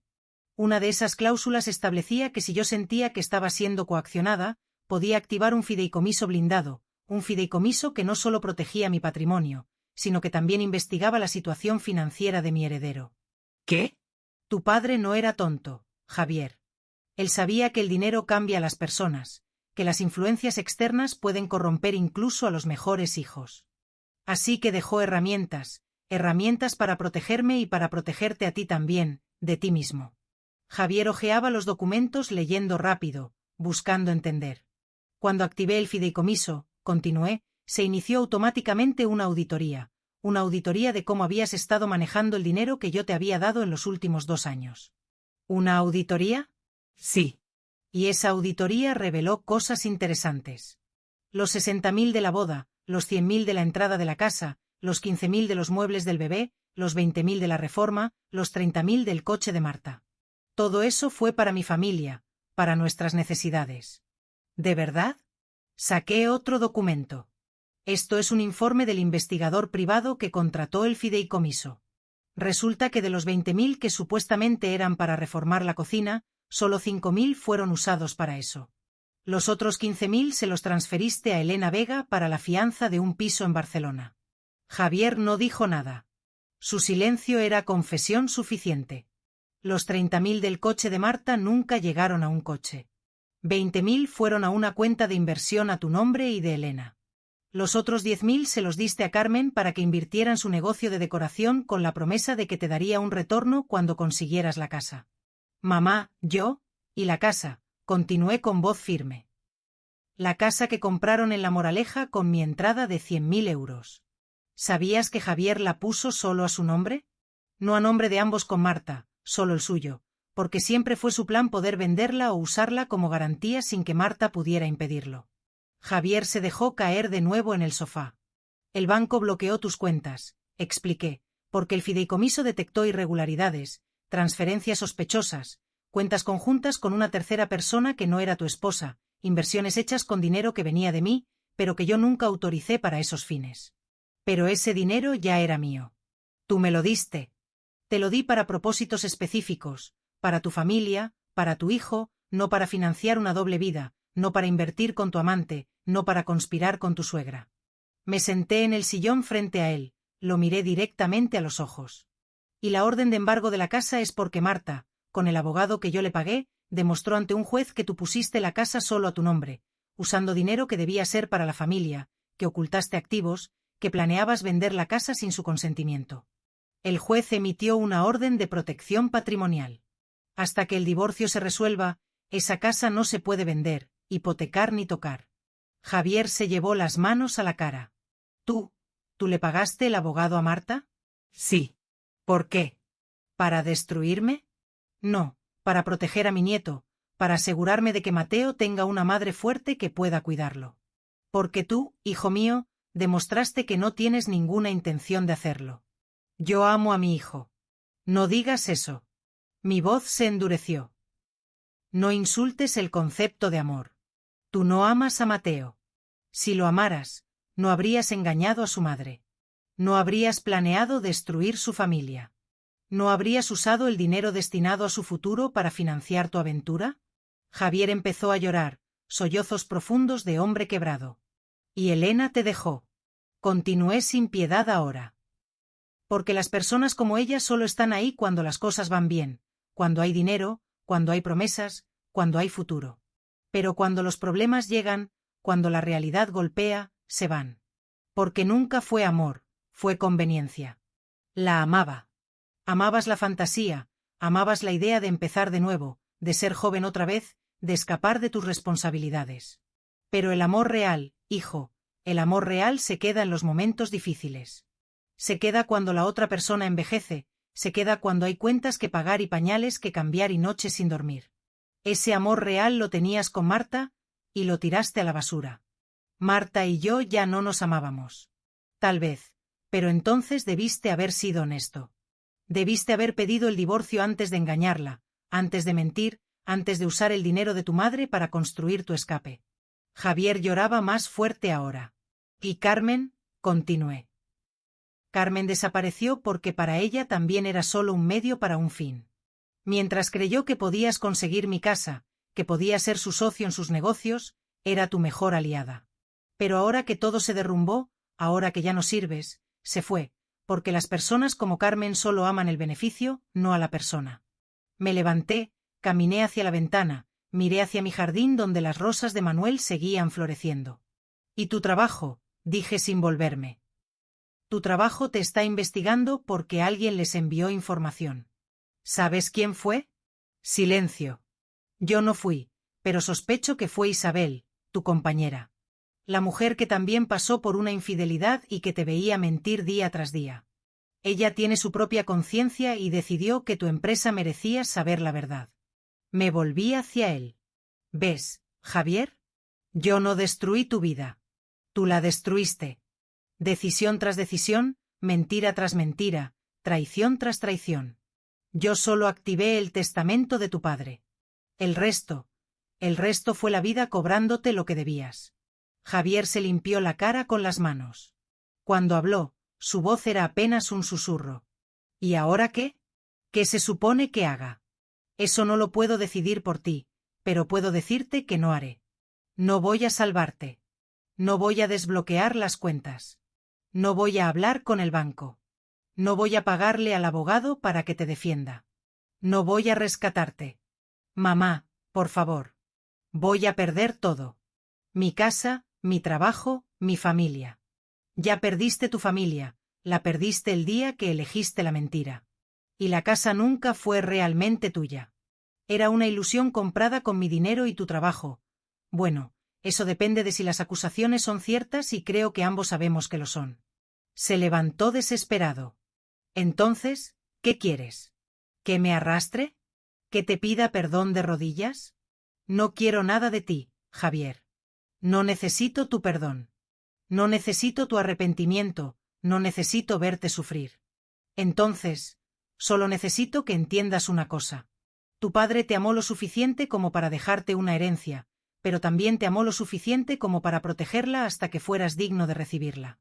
Y en este momento, hijo, no eres digno. Esas palabras lo golpearon como una bofetada. Algún día, continué, tal vez dentro de muchos años, cuando yo ya no esté, recibirás todo lo que tu padre y yo construimos. Las ferreterías, la casa, las inversiones, todo. Pero no será porque lo exigiste, no será porque me manipulaste. Será porque esa fue la voluntad de tu padre y yo la respeto. Mientras tanto, agregué, tienes que aprender a vivir con las consecuencias de tus decisiones.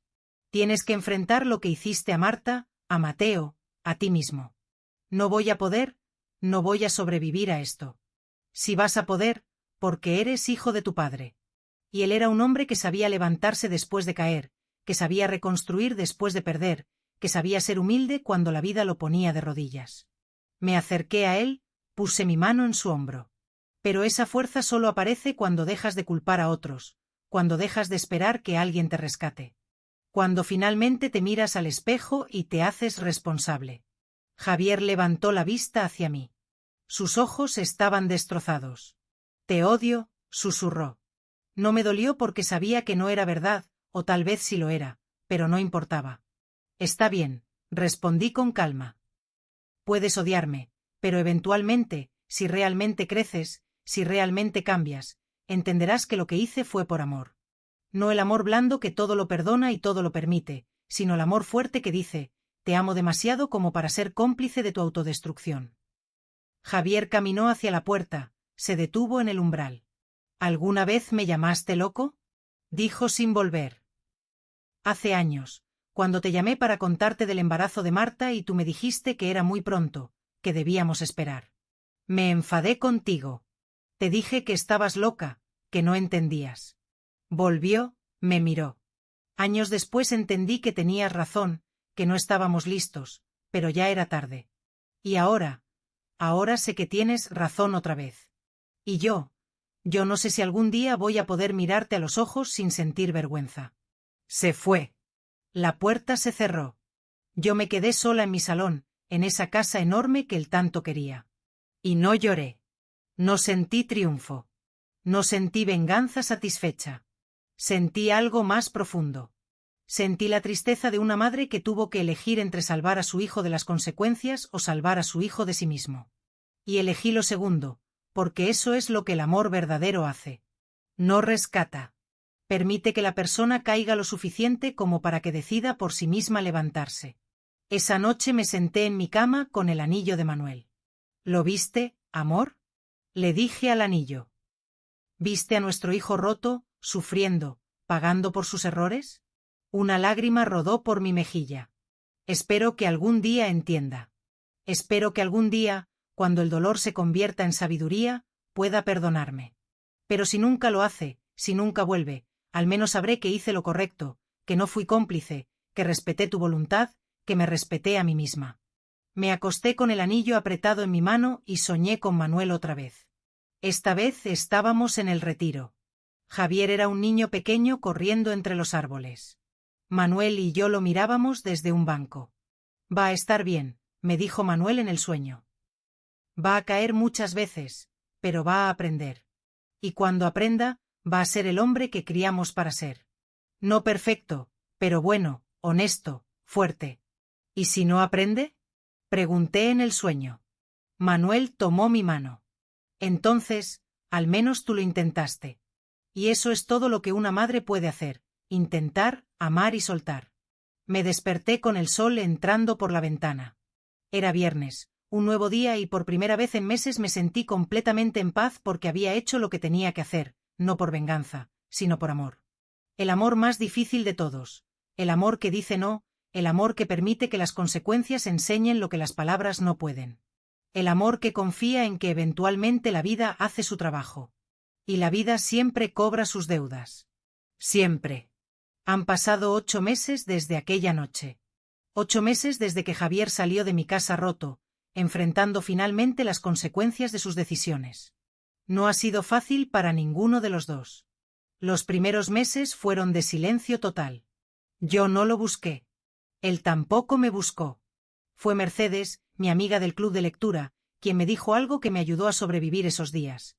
El silencio entre una madre y un hijo no es abandono, a veces es respeto. Respeto al proceso de cada uno. Y tenía razón. Javier necesitaba su proceso, yo también necesitaba el mío. Supe por Marta que Javier perdió su trabajo, que tuvo que mudarse a un piso pequeño, que está pagando la pensión alimenticia puntualmente, no porque quiera, sino porque la ley lo obliga. Supe también que ve a Mateo los fines de semana, que al principio no sabía ni cambiar un pañal, que lloraba de frustración cuando el niño no dejaba de llorar, pero poco a poco está aprendiendo a ser padre sin la red de seguridad de una casa grande, sin el dinero fácil, sin alguien más que haga el trabajo por él. Marta, por su parte, floreció. Consiguió trabajo en una agencia de marketing. Se cortó el cabello. Sonríe más. Me visita con Mateo cada 2 semanas. No somos suegra y nuera. Somos 2 mujeres que sobrevivieron a la misma tormenta y salieron más fuertes. Gracias, me dijo hace un mes, mientras tomábamos café en mi jardín. Gracias por enseñarme que el amor propio no es egoísmo, es supervivencia. Y yo, mi vida también cambió. Ya no vivo esperando el teléfono. Ya no mido mi valor por cuanto necesita mi hijo de mí. Retomé las ferreterías, me involucré en la administración. Descubrí que tengo buen ojo para los negocios, algo que nunca supe porque siempre estuve en segundo plano. Las 3 sucursales están floreciendo y cuando sea el momento, cuando yo ya no esté, Javier las heredará, pero será un hombre diferente quien las reciba, o al menos eso espero. Hace 3 semanas recibí una carta. Era de Javier, una carta escrita a mano en su letra desordenada que reconocería en cualquier parte. No decía mucho, solo esto: mamá, todavía no entiendo todo. Todavía me duele, todavía estoy enfadado, pero por primera vez en mi vida me miro al espejo y veo a alguien que no me gusta y entiendo que ese alguien lo creé yo, no tú, no las circunstancias. Yo no sé si algún día podré perdonarte por no rescatarme, pero creo que estoy empezando a entender por qué lo hiciste. Papá estaría orgulloso de ti. Yo todavía no, pero tal vez algún día. Javier. Lloré cuando leí esa carta, no porque esperara su perdón, sino porque vi por primera vez en años un atisbo del hijo que crié, no perfecto, no redimido todavía, pero honesto. Y la honestidad es el primer paso hacia la sanación. Esta mañana, mientras regaba las rosas de Manuel, pensé en todo lo que pasó y me di cuenta de algo. El dolor que sentí al perder a mi hijo temporalmente era mucho menor que el dolor que hubiera sentido al perderme a mí misma para siempre. Porque eso es lo que hubiera pasado si hubiera firmado esos papeles, si hubiera cedido a la manipulación, si hubiera elegido ser amada por encima de ser respetada. Me hubiera traicionado a mí misma y ningún amor, ni siquiera el de un hijo, vale esa traición. Hoy cumplo 61 años. Esta tarde Mercedes y las mujeres del club de lectura vendrán a celebrar conmigo. Habrá tarta, habrá risas, habrá historias y yo, por primera vez en años, celebraré mi vida. No la vida que perdí, no la vida que pude tener, sino la vida que tengo aquí, ahora. Real, imperfecta, pero mía. Antes de que lleguen mis amigas, fui a mi habitación. Saqué el anillo de Manuel por última vez de su cajita de terciopelo azul. Lo puse en mi palma. Lo miré bajo la luz de la tarde. Cumplí tu voluntad, amor, le dije. No fue fácil, pero lo hice. Protegí lo que construimos. Me protegí a mí misma y di a nuestro hijo la única oportunidad que tenía de convertirse en un hombre de verdad, la oportunidad de caer, de fallar, de aprender. Una lágrima cayó sobre el anillo. Gracias por amarme tanto, por conocerme tanto, por protegerme incluso después de tu muerte. Cerré el puño alrededor del anillo y entonces hice algo que nunca había hecho. Fui al jardín, a los rosales que Manuel plantó. Cavé un pequeño hoyo junto al rosal más hermoso, el que florece con rosas rojas profundas. Y ahí, en la tierra tibia, enterré el anillo. No porque no lo amara, sino porque finalmente entendí que no necesitaba cargarlo más. Manuel no estaba en ese anillo. Manuel estaba en las ferreterías que construimos, en la casa que elegimos, en el hijo que criamos, en las decisiones difíciles que tomé usando la fuerza que él me dio. Estaba en mí y siempre estaría. Cubrí el anillo con tierra. Regué el rosal. Descansa, amor mío. Tu trabajo está hecho. Me enseñaste a ser fuerte. Ahora es mi turno de vivir esa lección. Me levanté, me sacudí la tierra de las manos y volví a mi casa con el corazón ligero. Si mi historia te llegó hasta aquí, si estas palabras resonaron en algún lugar de tu alma, quiero que sepas algo, no estás sola. Muchas mujeres hemos tenido que elegir entre ser amadas o ser respetadas, entre complacer o protegernos, entre salvar a otros o salvarnos a nosotras mismas. Y es la decisión más difícil del mundo. Pero te prometo que del otro lado de esa decisión hay paz. Tal vez no haya el final feliz que imaginabas, tal vez haya pérdidas, tal vez haya duelo, pero también hay dignidad. Y la dignidad, al final del día, es lo único que nadie te puede quitar a menos que tú se lo permitas. Yo ya no lo permito y espero que tú tampoco. Gracias por escucharme hasta el final. Si esta historia tocó tu corazón, suscríbete y activa la campanita para escuchar más historias de mujeres que transformaron su dolor en sabiduría. Cada día una mujer, una lección de vida. Comparte esta historia con alguien que amas. A veces una historia así puede cambiar todo un día. Que Dios te bendiga y hasta la próxima.